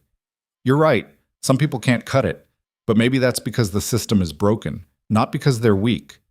Maybe if we actually supported people instead of grinding them down, we'd see what they're really capable of. Or maybe you're just projecting. You couldn't handle it. So now you want to make sure nobody else has to either. The words hit harder than Adrian expected. He forced himself to stay calm. Think what you want, but these policies are happening. You can fight them, or you can figure out how to work with them. Your choice. He walked out before Derek could respond. That night, Adrian told Clara about the conversation. They were in her office again. It had become their unofficial meeting spot for end-of-day debriefs. Derek's not the only one pushing back, Clara said. I'm getting emails from managers across the company. Some of them are valid concerns. Others are just resistance to change. What are you going to do? Mandatory training for all managers. If they're going to lead teams under these new policies, they need to understand why they exist and how to implement them properly. That's going to go over well? I don't care. This is non-negotiable. She paused. But I need your help. I want you to be part of the training. Share your story. Help them understand what's at stake. Adrian shook his head. I'm not standing in front of a room full of managers and reliving the worst period of my life. I'm not asking you to relive it. I'm asking you to use it, to make them see what happens when we fail people. Get someone else. There is no one else. Not like you. Clara, see, please. She looked at him, and he saw the desperation there. I can show them data all day, but they need to hear from someone who lived it, someone who survived it. That's you. He wanted to refuse, wanted to keep that part of his life private, locked away where it couldn't hurt him anymore. But he thought about Lisa, about all the emails he'd gotten from employees who were struggling, about the people still out there who needed someone to fight for them. Fine, he said, but I do it my way. No script, no filtering, just the truth. Deal. The training sessions started the following week. Mandatory 2 hours each, groups of 20 managers at a time. Clara opened with the business case, the data on retention, productivity, the cost of turnover. Then she turned it over to Adrian. He stood in front of the first group feeling like he might throw up. Public speaking had never been his thing, and talking about Emma, about losing everything, about the years of barely surviving, that was harder than any presentation he'd ever given. But he did it anyway. He told them about the missed deadlines, about watching his wife die, about getting fired and losing his insurance and trying to keep his infant daughter fed while working 3 part-time jobs. He told them about the nights he'd sat in his car in parking lots, too exhausted to drive home, wondering if he was going to make it through another day. And he told them about what could have been different. One person, he said, looking around the room at faces that ranged from uncomfortable to moved to openly skeptical. That's all it would have taken. One manager who asked if I was okay, one HR rep who looked beyond the numbers, one person who saw me as a human being instead of a performance metric. That's the difference between someone surviving a crisis and someone getting destroyed by it. Some of them got it. He could see it in their faces. The shift from defensiveness to understanding. Others stayed closed off, arms crossed, expressions hard. After the session, a woman named Patricia approached him. She was in her 50s, managed the customer service department, and had the look of someone who'd seen everything twice. That was brave, she said, sharing all that. It was necessary. I want you to know, I get it, I've been where you were. Different circumstances, but the same feeling of drowning while everyone around you pretends not to notice. She paused. I'll make sure my team knows they can come to me, really come to me, not just when things are falling apart, but before. Thank you? Don't thank me, just keep doing what you're doing. Some of us have been waiting for someone to shake things up around here. Adrian did 4 more training sessions that week. Each one was hard, each one left him drained. But he kept doing it, because the alternative was letting Derek and people like him win. By the end of the month, something started to shift. Small things at first. Employees began using the new leave policies without fear. People started showing up to the employee advocates with concerns they'd been holding on to for months or years. The company-wide survey that Clara sent out showed a measurable increase in trust. It wasn't perfect. There were still complaints, still managers who fought the changes, still people who thought the whole thing was a waste of time. But the momentum was building. Lisa came back to work after 3 weeks. She looked better, rested, less brittle. She thanked Adrian quietly one afternoon, said the leave and counseling had probably saved her life. I'm glad you're back, he said. Me too. More stories emerged. A guy in accounting whose kid had been diagnosed with autism and who'd been drowning trying to manage therapy appointments and work deadlines. Now he had flexible hours and a manager who actually checked in with him. A woman in marketing whose mother had dementia and who'd been running herself into the ground, trying to care for her while working full-time. Now she had access to resources and support groups. Every story reinforced what Adrian had been saying. People didn't need perfection. They just needed someone to see them. 3 months into the expanded program, Clara called Adrian into her office with news. The board wants an interim review, she said. They're not waiting for the full 6 months. They want to see results now. Do we have results? We have some. Retention is up 12%. Sick days are actually down because people are taking care of themselves before they crash. Productivity metrics are stable, which is better than I expected given the skepticism. But Richard is still fighting me. He's convinced this is going to bankrupt us, and he's got enough board support to make things difficult. Adrian thought for a moment. What if we let employees speak for themselves? What do you mean? Bring employees to the board meeting. Not me this time. People who've used the new policies. Let them explain what it's meant to them. Clara's eyes lit up. That could work, but we'd need to be careful. The board might see it as manipulation. It's not manipulation. It's evidence. You want them to see the impact? Show them the people. She nodded slowly. All right, let's do it. They spent the next week identifying employees who'd be willing to speak. Lisa volunteered immediately. So did the guy from accounting, his name was Tom, and the woman from marketing, Sandra. A fourth person came forward, someone Adrian didn't know well, a younger employee named Carlos who'd been struggling with depression and credit the new mental health resources with helping him get treatment. The board meeting was scheduled for a Thursday afternoon. Adrian helped the four employees prepare, but he made it clear they should tell their stories their own way. Don't try to make it sound corporate, he said. Just be honest. Tell them what was happening before and what's different now. Lisa looked nervous. What if they don't care? Then they don't care, but at least you'll have said it. The day of the meeting, Adrian waited outside the conference room. He wasn't allowed in this time. Clara had made the case that this needed to be between the board and the employees without him as a mediator. So he sat in the hallway, checking his phone, trying not to think about all the ways this could go wrong. They were in there for 90 minutes. When the door finally opened, Lisa came out first. She was crying, but she was smiling too. How'd it go? Adrian asked. Janet thanked me, actually thanked me for sharing, and one of the other board members said they'd had no idea things were that bad for some employees. Tom and Sandra came out next, both looking relieved. Carlos looked shaken, but steady. Then Clara emerged. Her expression was unreadable. Adrian stood. Well, they approved full implementation, company-wide, permanent. He felt something loosen in his chest. Richard too? He abstained, but the rest voted in favor. She looked at the four employees, at Adrian, back to the conference room. They want to establish a formal employee advisory board, quarterly meetings where employees can bring concerns directly to leadership, and they're allocating budget for expanded mental health resources. Sandra laughed, a sound of pure disbelief. Are you serious? Completely. We did it, Lisa said quietly. We actually did it. Clara's eyes met Adrian's. No, you did it, all of you. There was a moment of collective exhale, like everyone had been holding their breath for months and could finally let go. Then Tom said, Does this mean we get cake or something? Feels like a cake moment. Everyone laughed and the tension broke. They didn't get cake, but Clara took them all out for coffee, and they sat in a shop 2 blocks from the office, talking and laughing and processing what had just happened. Adrian mostly listened. He watched Lisa talk about going back to school part-time, something she'd never thought she could manage. Watched Tom show pictures of his kid's latest therapy breakthrough.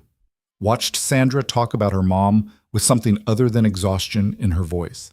These were the results that mattered, not the retention percentages or the productivity metrics, but the lives that were different because someone had finally decided to care. Clara caught his eye across the table, raised her coffee cup slightly.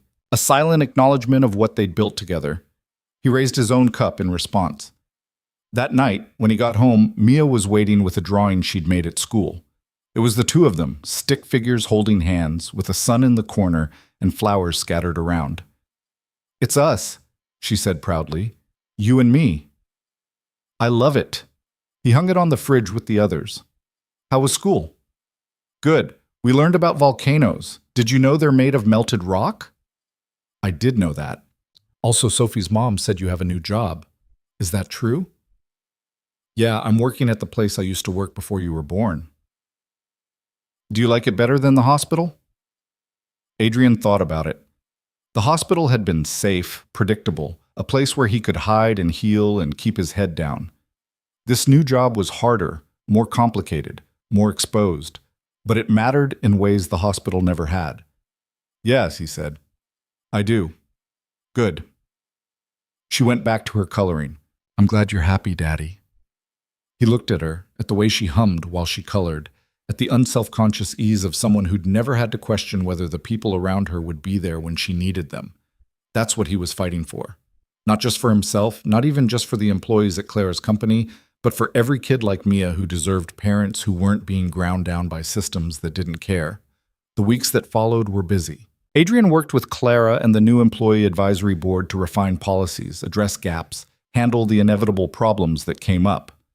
Not everything went smoothly. There were still managers who resisted, still situations that fell through the cracks, still days when it felt like they were trying to turn an ocean liner with a canoe paddle. But the direction was changing, slowly, imperfectly, but undeniably. One afternoon, about 4 months after the board's final approval, Adrian was in a meeting when his phone buzzed with an urgent message from Mia's school. He excused himself immediately, grabbed his coat, and headed out. Sarah caught him in the hallway. "Everything okay?" "My daughter's school. Emergency." "Go. We've got this covered." He made it to the school in 15 minutes, heart pounding, expecting the worst. But when he got to the nurse's office, Mia was sitting on the examination table with an ice pack on her wrist, looking more annoyed than hurt. "What happened?" Adrian asked. "She fell on the playground," the nurse said. "Doesn't look broken, but I'd recommend getting it x-rayed just to be sure." "Can you walk?" he asked Mia. "Yeah, it just hurts." He signed her out, took her to urgent care, sat with her through the x-rays. Sprained, not broken. They wrapped it, gave her a sling, sent them home with care instructions. The whole thing took 3 hours. When Adrian checked his phone afterward, he had a message from Clara. "Hope everything's okay. Take the time you need.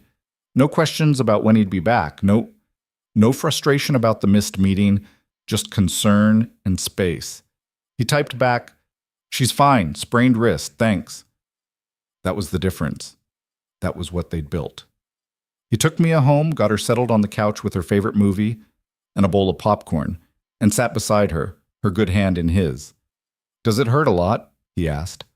"A little, but not too bad. You're tough." "I know." She leaned against him. "Daddy?" "Yeah?" "When you were at the hospital with me before, when I was sick, you looked really scared." He hadn't realized she'd noticed. "I was scared. But you stayed with me anyway." "Of course I did. That's what dads do." "And now you help other people when they're scared?" "I try to." She nodded, like that made perfect sense. "That's good. Everyone should have someone who stays." Adrian felt his throat tighten. "Yeah, they should."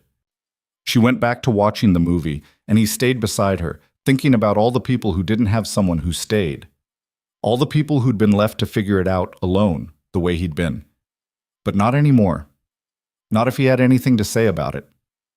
The next morning, he was back at work, and Clara called him into her office with an unexpected proposal. "I want to go public with this," she said. "The policy changes, the results, the whole story. I think other companies need to see that this works. You want to do a press release? More than that, I want to publish a case study, speak at conferences, show the business world that supporting employees isn't just good ethics, it's good business." Adrian frowned. "That means my story goes public too." "Only if you're comfortable with it. But Adrian, you're the heart of this. People need to hear what happened to you and how it changed everything." He thought about it. About having his worst moments examined by strangers, about becoming a symbol instead of just a person. But he also thought about all the people out there who were where he'd been, who needed to know they weren't alone, who needed to see that change was possible. "All right," he said, "but I control how my story gets told. No sugarcoating, no corporate spin. The truth or nothing. Deal." They worked together on the case study, Adrian drafting and redrafting until the words felt right. It was published 2 months later in a major business journal, and the response was immediate. Some people celebrated it, called it revolutionary, called Clara a visionary, called Adrian inspiring. Others attacked it, said it was naive, that businesses couldn't operate on feelings, that the whole thing would collapse once the novelty wore off. Adrian didn't care about either reaction. The only thing that mattered was whether it helped someone. And based on the emails he started receiving from employees at other companies, from HR directors looking for advice, from CEOs who wanted to implement similar programs. It was helping. 6 months after the board's approval, Clara stood in front of the entire company at a town hall meeting and announced the results. Retention up 18%, productivity up 7%, employee satisfaction scores at an all-time high, 3 fewer discrimination lawsuits, significant reduction in workers' compensation claims. But more than that, she talked about the people, about Lisa and Tom and Sandra and Carlos, about the dozens of other employees who'd used the new policies to survive crises that would have destroyed them before. And she talked about Adrian. None of this would have happened without him, she said. And Adrian wanted to sink through the floor. He showed me what I couldn't see. He demanded better, and he helped build something that's changing lives. So if you see him around, if you've benefited from these policies, tell him thank you. The applause was loud and long, and Adrian stood in the back of the auditorium, uncomfortable and embarrassed, but also weirdly proud. After the meeting, people came up to him, thanked him, shared their own stories, told him how much the changes had meant to them. One woman, she worked in facilities, he'd never met her before, said, "My husband had a stroke last year. Before these policies, I would have had to quit to take care of him. But I was able to take leave, and when I came back, my job was waiting. You saved my career, maybe my marriage too." Adrian didn't know what to say to that, so he just said, "I'm glad it helped." By the time he left the building that evening, he was exhausted. But it was a different kind of exhaustion than he'd felt working at the hospital. Not the weariness of just getting through, but the weariness of building something that mattered. He picked up Mia from after-school care, and they walked home through the cooling evening air. She chattered about her day, about the art project she was working on, about the boy who'd finally stopped pulling her hair. And Adrian listened, really listened, grateful for the ordinary miracle of having time and energy left at the end of the day to just be her dad. When they got home, his phone rang. "Clara." "Hey," he answered. "Hey, I just wanted to check in. That was a lot today." "Yeah, it was." "You okay?" He looked at Mia, who was already pulling out her homework. At their small apartment, that was enough. At the life he'd rebuilt from nothing. "Yeah," he said. "I'm okay." And for the first time in years, it was completely true. The 1-year anniversary of the policy implementation fell on a Wednesday in October. Claire had planned a company celebration. Nothing extravagant, just cake in the break room and a brief acknowledgement during the afternoon all-hands meeting. Adrian had tried to get out of attending, but Clara had insisted. "You don't get to hide from this," she'd said. "These people want to thank you. They already thanked me multiple times. Then let them do it again." So Adrian found himself standing in the crowded break room, holding a paper plate with a slice of cake he hadn't touched, while people he barely knew came up to shake his hand and tell him stories he'd heard variations of a dozen times before. He smiled, nodded, said the right things, and counted down the minutes until he could leave. But then Maya cornered him by the coffee station. "You look miserable," she said. "I'm fine. You're a terrible liar." She poured herself coffee, leaned against the counter. "You know what your problem is? I'm sure you're about to tell me. You helped build something good, and you can't let yourself enjoy it. You're still waiting for it to fall apart." Adrian looked at her. Maya had become one of his closest allies over the past year, sharp, funny, relentless in her advocacy work. She also had a habit of seeing straight through his defenses. "Maybe I am," he admitted. "Why?" "Because things this good don't last, not in my experience." "Then maybe your experience has been wrong." She set her coffee down. "Look around, Adrian. Really look. This isn't going away. It's part of the company now, part of the culture. You did that. Clara did that. Clara wrote the checks. You made it real." She picked up her coffee again, started to walk away, then turned back. "And for what it's worth, some of us are grateful you stopped waiting for everything to fall apart long enough to build something that could actually hold." She left him standing there, and Adrian did what she'd suggested. He looked around. The break room was full of people talking, laughing, genuinely enjoying themselves. Not the forced corporate happiness he'd seen at company events before, but something that looked almost like community. He saw Lisa talking animatedly with someone from accounting, saw Tom showing off new pictures of his kid, saw faces he recognized from the training sessions, from the employee advisory meetings, from the dozens of small interactions that had built this thing one conversation at a time. And he realized Maya was right. This wasn't fragile. It was messy and imperfect and still had problems, but it was real. It existed because people had decided it should exist, and they kept choosing it every day. Clara found him a few minutes later. "You okay?" "Yeah, just thinking." "About?" "About how strange this is. Being here, being part of this." She smiled. "Strange good or strange bad?" "I'm not sure yet." "Fair enough." She paused. "Can we talk? In my office? Now? If you don't mind." They left the celebration, took the elevator up to the executive floor. Clara's office looked different than it had a year ago. Less sterile, more lived in. Photos on the desk now, plants by the window, a bookshelf filled with actual books instead of just corporate leadership manuals. She gestured for him to sit, then sat across from him rather than behind her desk. "I got an offer," she said without preamble. Adrian's stomach dropped. "From who?" "A venture capital firm. They want to fund a consulting company built around what we've done here, help other businesses implement similar programs. They're offering significant money, and they want me to lead it." "Are you going to take it?" But Clara was quiet for a moment. "I don't know. That's why I'm talking to you. What do I have to do with it? Because if I do this, I want you to come with me. As a partner, not an employee. Equal stake, equal say. We'd build this together." Adrian stared at her. "You're serious?" "Completely. You know this work better than anyone. You've lived it, and you're better at connecting with people than I'll ever be. We'd be a good team. Clara, I'm not a businessman. I'm an engineer who got lucky. You're someone who understands what matters. That's more valuable than any MBA." She leaned forward. "Think about it. We could help hundreds of companies, thousands of employees, scale what we've built here across entire industries. This could be huge." It was tempting. Adrian couldn't deny that. The chance to take what they'd learned and spread it further, to help people beyond just this one company. But it also meant leaving behind the stability he'd fought so hard to build, leaving the team he'd come to care about, taking a risk at a point in his life when risk felt dangerous. "I need time to think about it," he said. "Take all the time you need. But Adrian, this opportunity won't wait forever." "I know."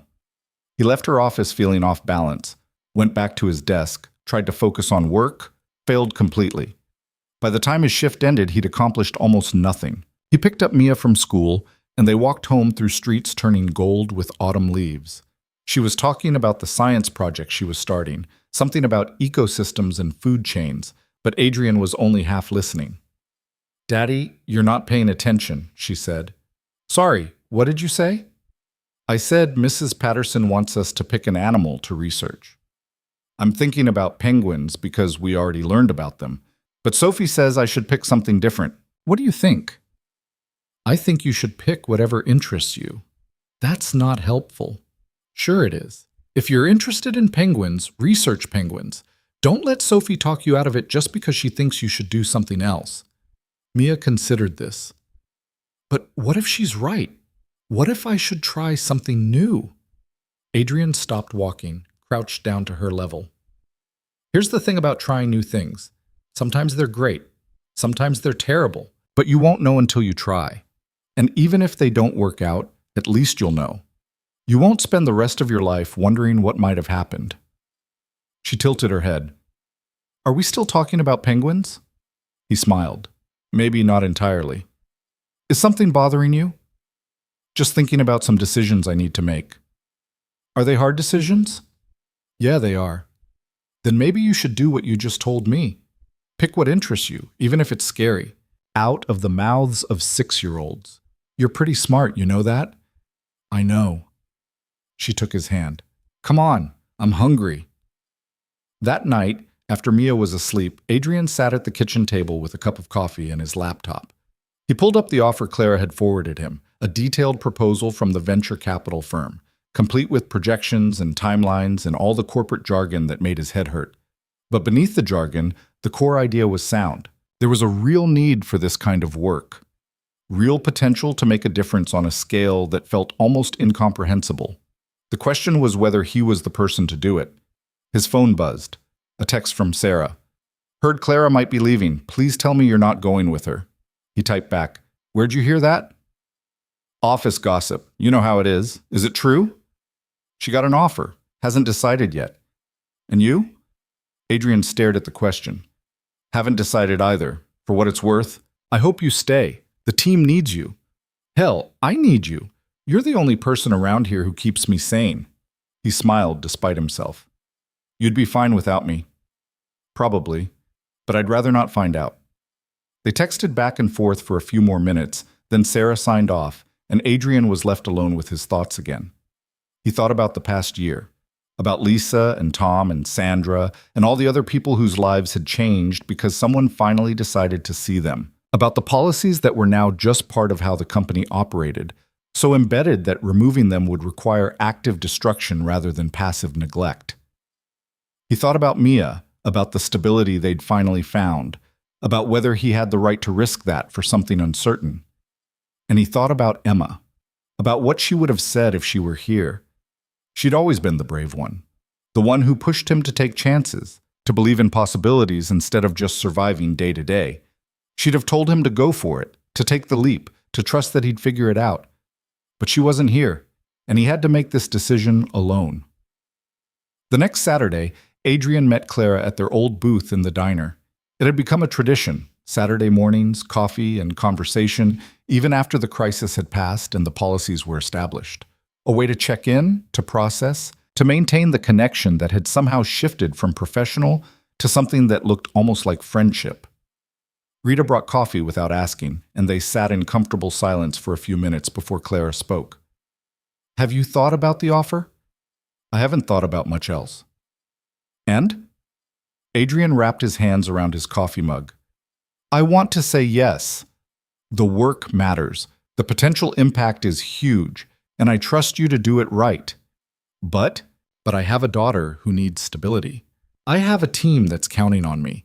I have a life that finally doesn't feel like I'm one crisis away from losing everything, and I'm not sure I'm ready to risk that.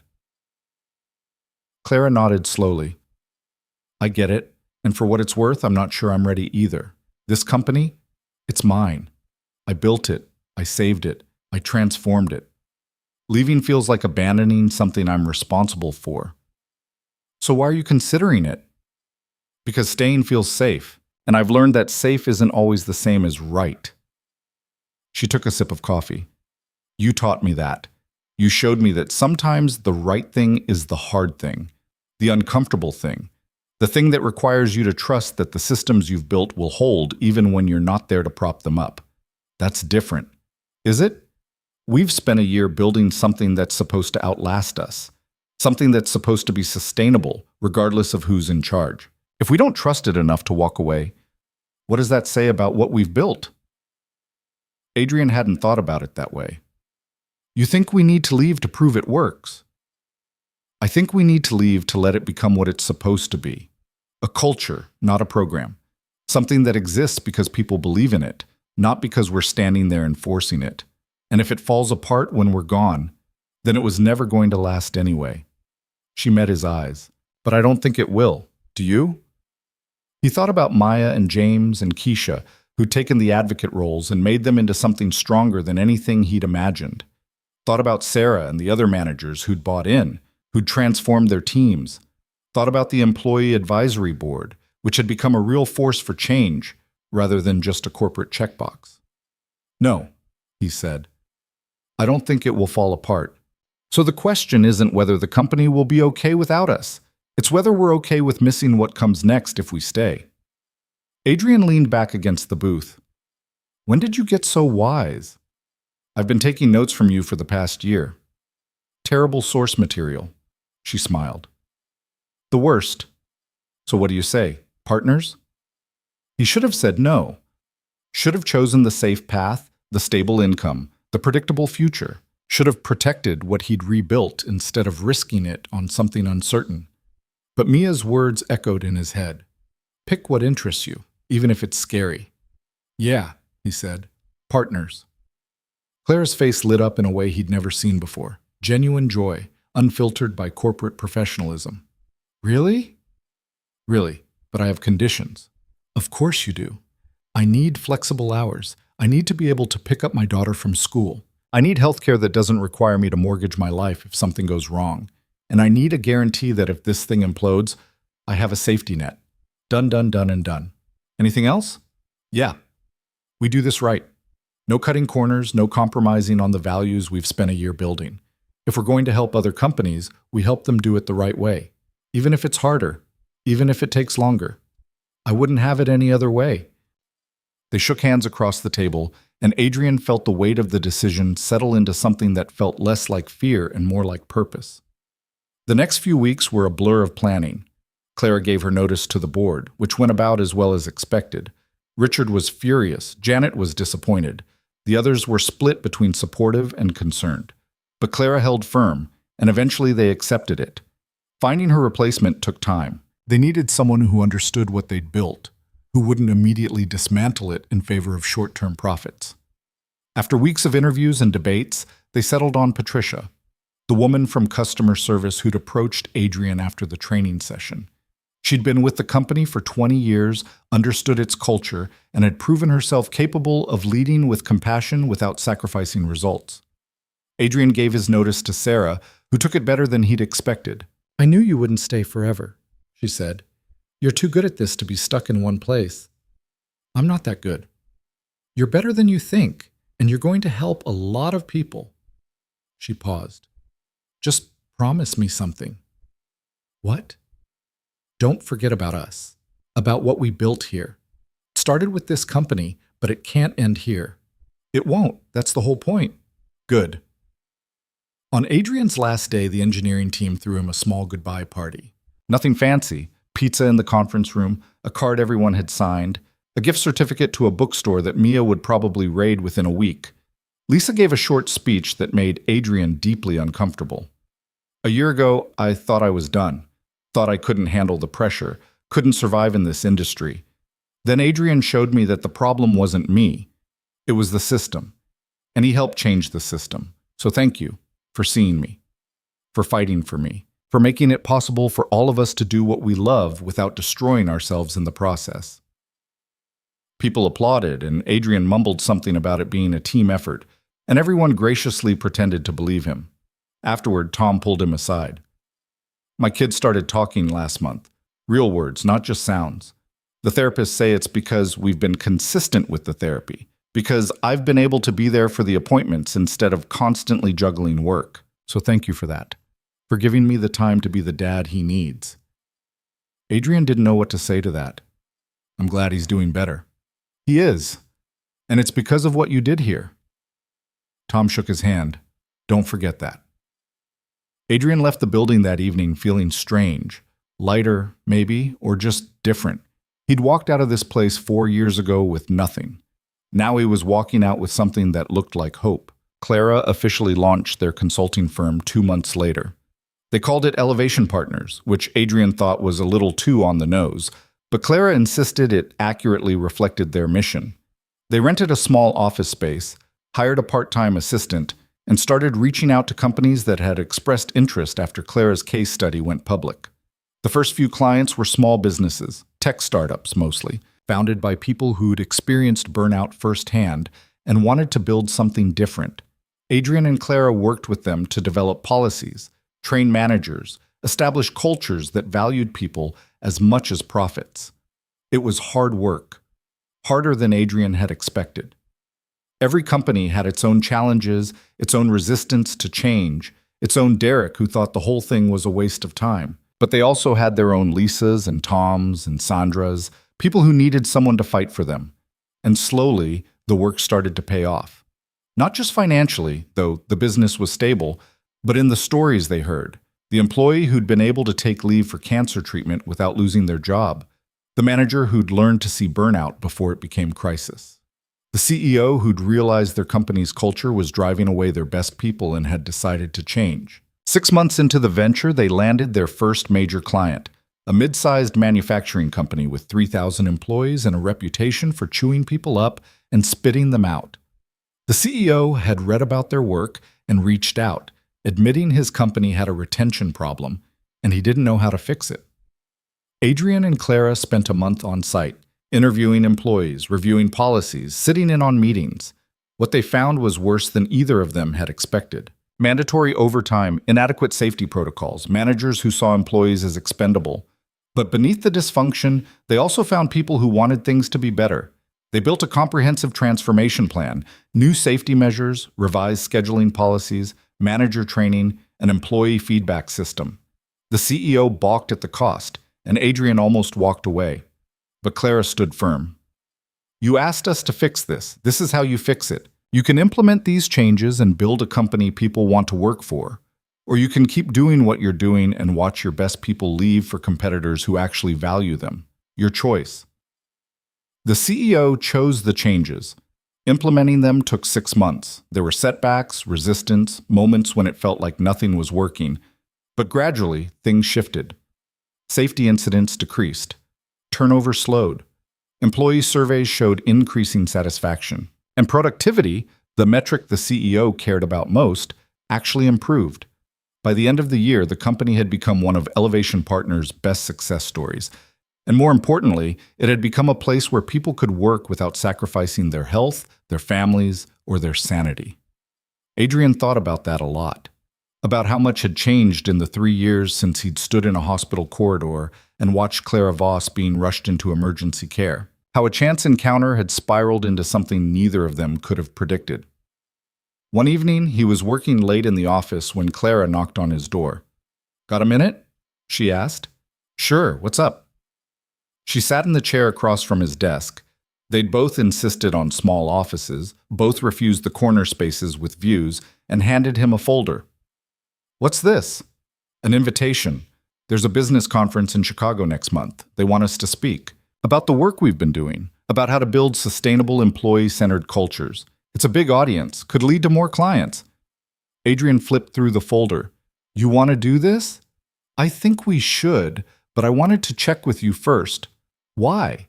"You're better at public speaking than I am." "Because you're the one who makes it real. I can talk about policies and data all day, but you're the one who helps people understand why it matters. We do this together, or we don't do it at all." He looked at the invitation again. A keynote address. 1,500 attendees, the kind of platform that could amplify their work exponentially. "All right," he said, "let's do it." The conference was in early March. Adrian had never been to Chicago, had never spoken in front of more than 100 people, had never felt more out of his depth. But Clara was calm, confident, and when they walked onto that stage together, he drew strength from her presence. Clara opened with his business case, the way she always did, the data on retention and productivity and the cost of turnover. She was polished, professional, exactly what the audience expected. Then she turned it over to Adrian. He told his story, the same one he'd told in training sessions and board meetings and interviews over the past 2 years. But this time, standing in front of 1,500 business leaders, it felt different, bigger, more important. He told them about losing Emma, about getting fired, about the years of barely surviving. And then he told them about Clara, about the hospital, about the choice she'd made to see him as a person instead of a problem. "Change doesn't start with policies," he said. "It starts with people. With one person deciding that the way things are isn't good enough. With one leader choosing to ask questions instead of making assumptions.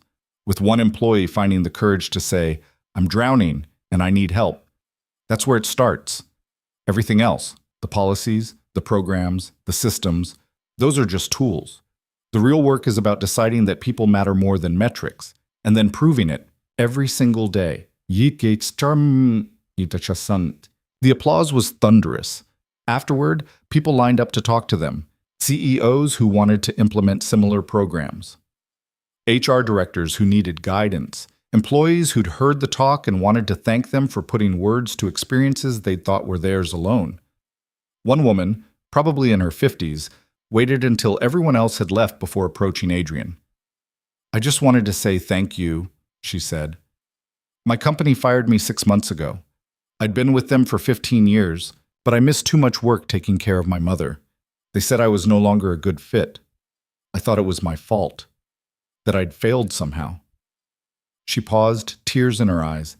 "Hearing your story helped me realize the system failed me, not the other way around. So thank you for that." Adrian didn't know what to say. So he just said, "I'm sorry that happened to you. You deserve better." We all do. That's why what you're doing matters.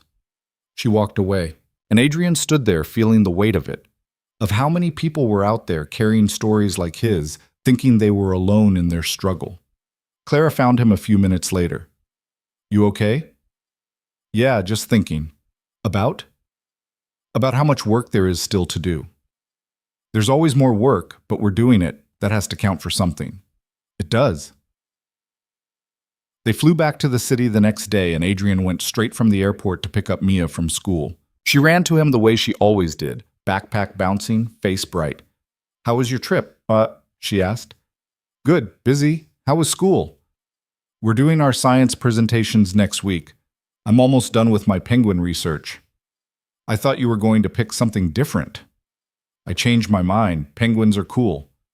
Adrian smiled. "Yeah, they are." That night, after homework and dinner and the bedtime routine, Mia asked him a question she'd never asked before. "Daddy, are you happy now?" It was the same question she'd asked years ago, but this time Adrian didn't hesitate.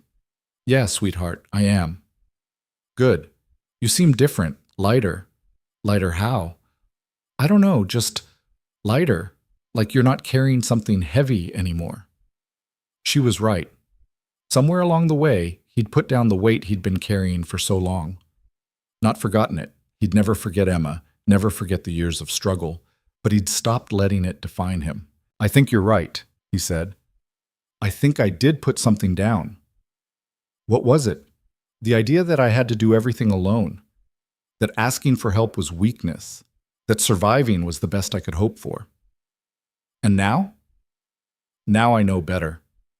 She nodded, satisfied, and settled into sleep. Adrian stood in her doorway for a long time, watching her breathe, thinking about everything that had brought them to this moment. The pain and the loss and the years of barely hanging on. But also the unexpected connections, the second chances, the way one moment of grace had spiraled into something neither he nor Clara could have imagined. 3 years after that night in the hospital, Elevation Partners had grown into something significant. They'd worked with 47 companies, helped develop policies that protected thousands of employees, trained hundreds of managers. They'd published articles, spoken at conferences, become recognized names in the conversation about workplace culture and employee well-being. But the numbers didn't matter as much as the stories. The single mom who'd been able to keep her job while caring for her autistic son. The veteran dealing with PTSD who'd found support instead of judgment. The young employee who'd been able to take time off for mental health treatment and come back to a job that was still waiting. Those were the wins that mattered. Clara had changed too. She was softer now, less driven by the need to prove herself, more confident in the value of what they were building. She'd started dating someone, a teacher she'd met at a coffee shop, someone who had no connection to the corporate world and didn't care about her success. She seemed happy in a way Adrian had never seen before. One afternoon, almost 4 years to the day since that first conversation in the diner, they met for coffee at their old spot. Rita was still there, still pouring coffee without asking, still pretending not to remember their orders even though she never got them wrong. "I have news," Clara said. "Good news or bad news?" "Good, I think. We've been approached by a major corporation, Fortune 500. They want us to do a complete cultural overhaul. It would be our biggest contract by far." "That's huge."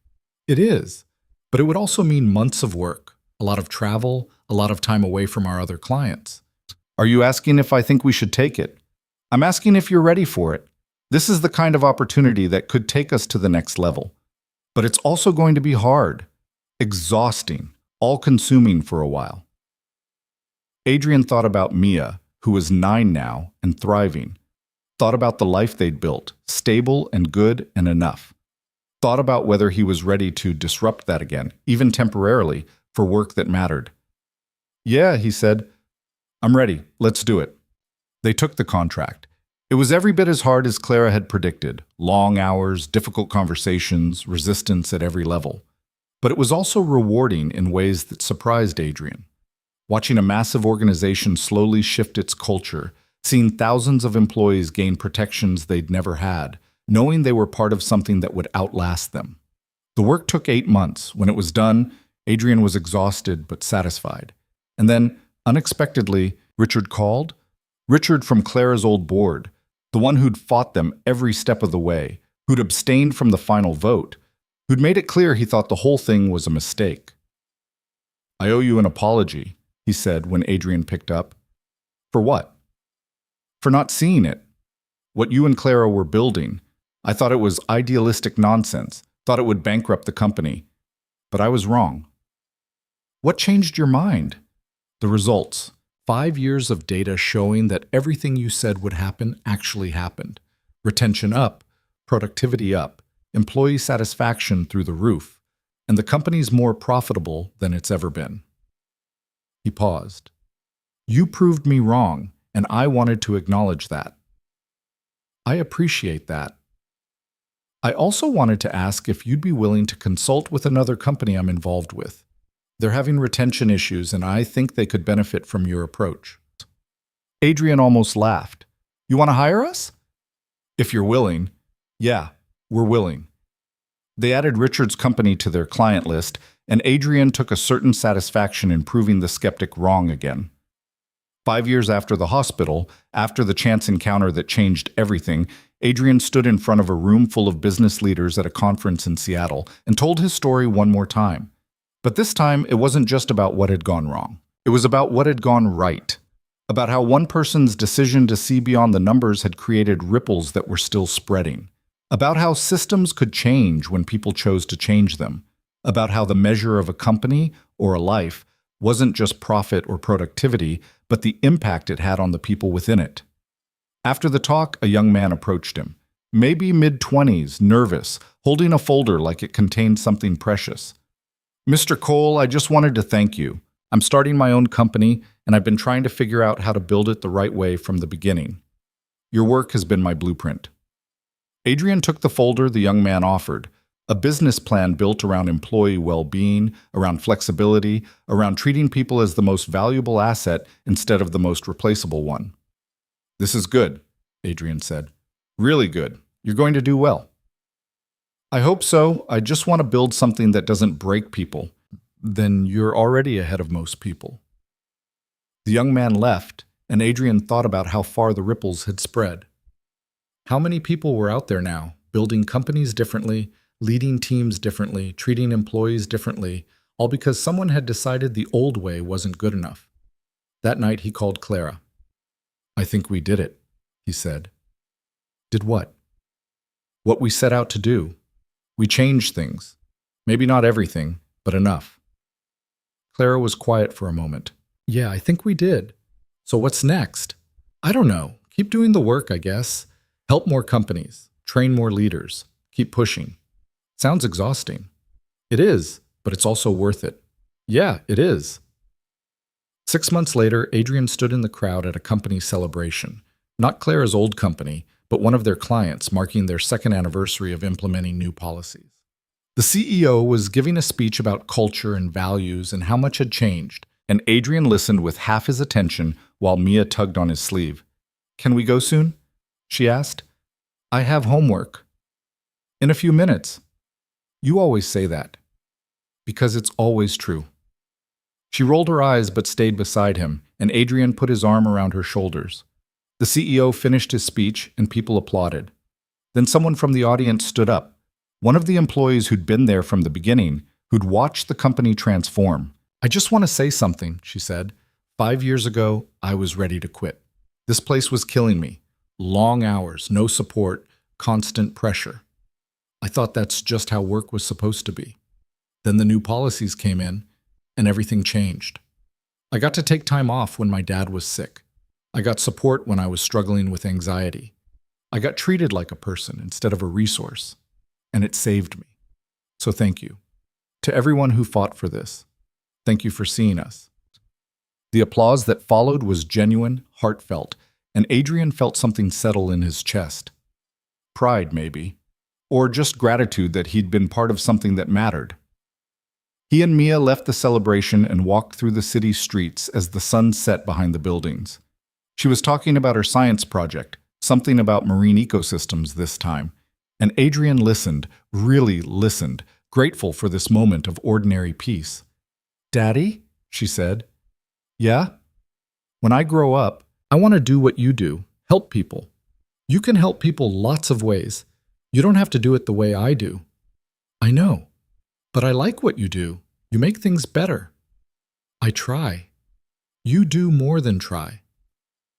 He looked down at her, 9 years old, smart and kind, and growing up so fast it made his chest ache. She was the reason for all of it, the reason he'd survived the worst years, the reason he'd kept fighting when giving up would have been easier, the reason he'd said yes when Clara offered him a second chance. "Thanks, kiddo," he said. "For what?" "For reminding me why it matters." She squeezed his hand and they kept walking.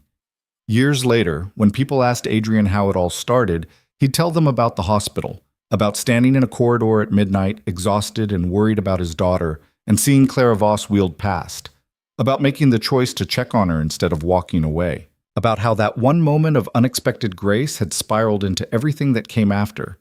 But what he'd really remember was smaller than that. It was Rita pouring coffee without asking. It was Sarah telling him the team needed him. It was Mia asking if he was happy and believing him when he said yes. It was Maya telling him to stop waiting for everything to fall apart. It was every employee who'd found the courage to ask for help and every manager who'd learned to offer it. It was the accumulation of small choices made by ordinary people that added up to something extraordinary. And in the end, that was the lesson. That change didn't require perfection or power or even particularly dramatic moments. It just required people willing to see each other, to care about each other, to fight for each other when the systems failed. It required grace and courage, and the belief that people were worth more than the metrics that measured them. Adrian had learned that the hard way, had lived through the worst of what happened when systems forgot to care about people. But he'd also lived long enough to see what happened when they remembered. And that, he thought, was worth everything it had cost to get here. The city lights flickered on as evening deepened into night. Adrian and Mia walked home through streets that hummed with life. People rushing to catch trains, couples walking hand in hand, families heading to dinner. The ordinary miracle of people living their lives, pursuing their dreams, holding on through hard times and celebrating through good ones. And Adrian Cole, once broken by a system that didn't see him, now walked among them as someone who'd learned to see others, who'd taken his pain and transformed it into purpose, who'd built something that would outlast him, helping people he'd never meet face challenges he'd never know about. It wasn't a perfect ending. Life never offered those. There would still be setbacks, still be companies that refused to change, still be people who fell through the cracks. The work would never be finished. But it was enough. More than enough. It was a beginning that kept beginning, rippling outward with every person who chose compassion over convenience, with every leader who chose people over profit, with every employee who found the courage to say they needed help, and every system that learned to offer it. And somewhere in the middle of it all, between the past that had nearly destroyed him and the future he was still building, Adrian Cole had found what he'd been searching for all along. Not redemption, not even happiness, exactly. Just the knowledge that he mattered, that his life had meaning beyond survival, that the worst thing that had ever happened to him had somehow become the foundation for the best thing he'd ever done. And in the end, that was all anyone could ask for. To take the pain and make something beautiful from it. To take the breaking and build something stronger. To take the moments when the world said no and find a way to make them yes. One person at a time, one choice at a time, one moment of grace at a time. Until the world looked a little different than it had before. A little kinder. A little more human. A little more willing to see the person behind the numbers and remember that every statistic was a story and every story deserved to be heard. That was Adrian's legacy, and Clara's, and everyone who'd fought alongside them. Not perfection, just progress. Just the stubborn insistence that people deserved better and the relentless work of making that vision real. And as Adrian tucked Mia into bed that night, kissed her forehead, and turned off the light, he knew one thing for certain. It had been worth it. Every moment of pain, every year of struggle, every choice that had led him here. Because on the other side of it all, he'd found not just survival, but purpose. Not just existence, but life. And that made all the difference.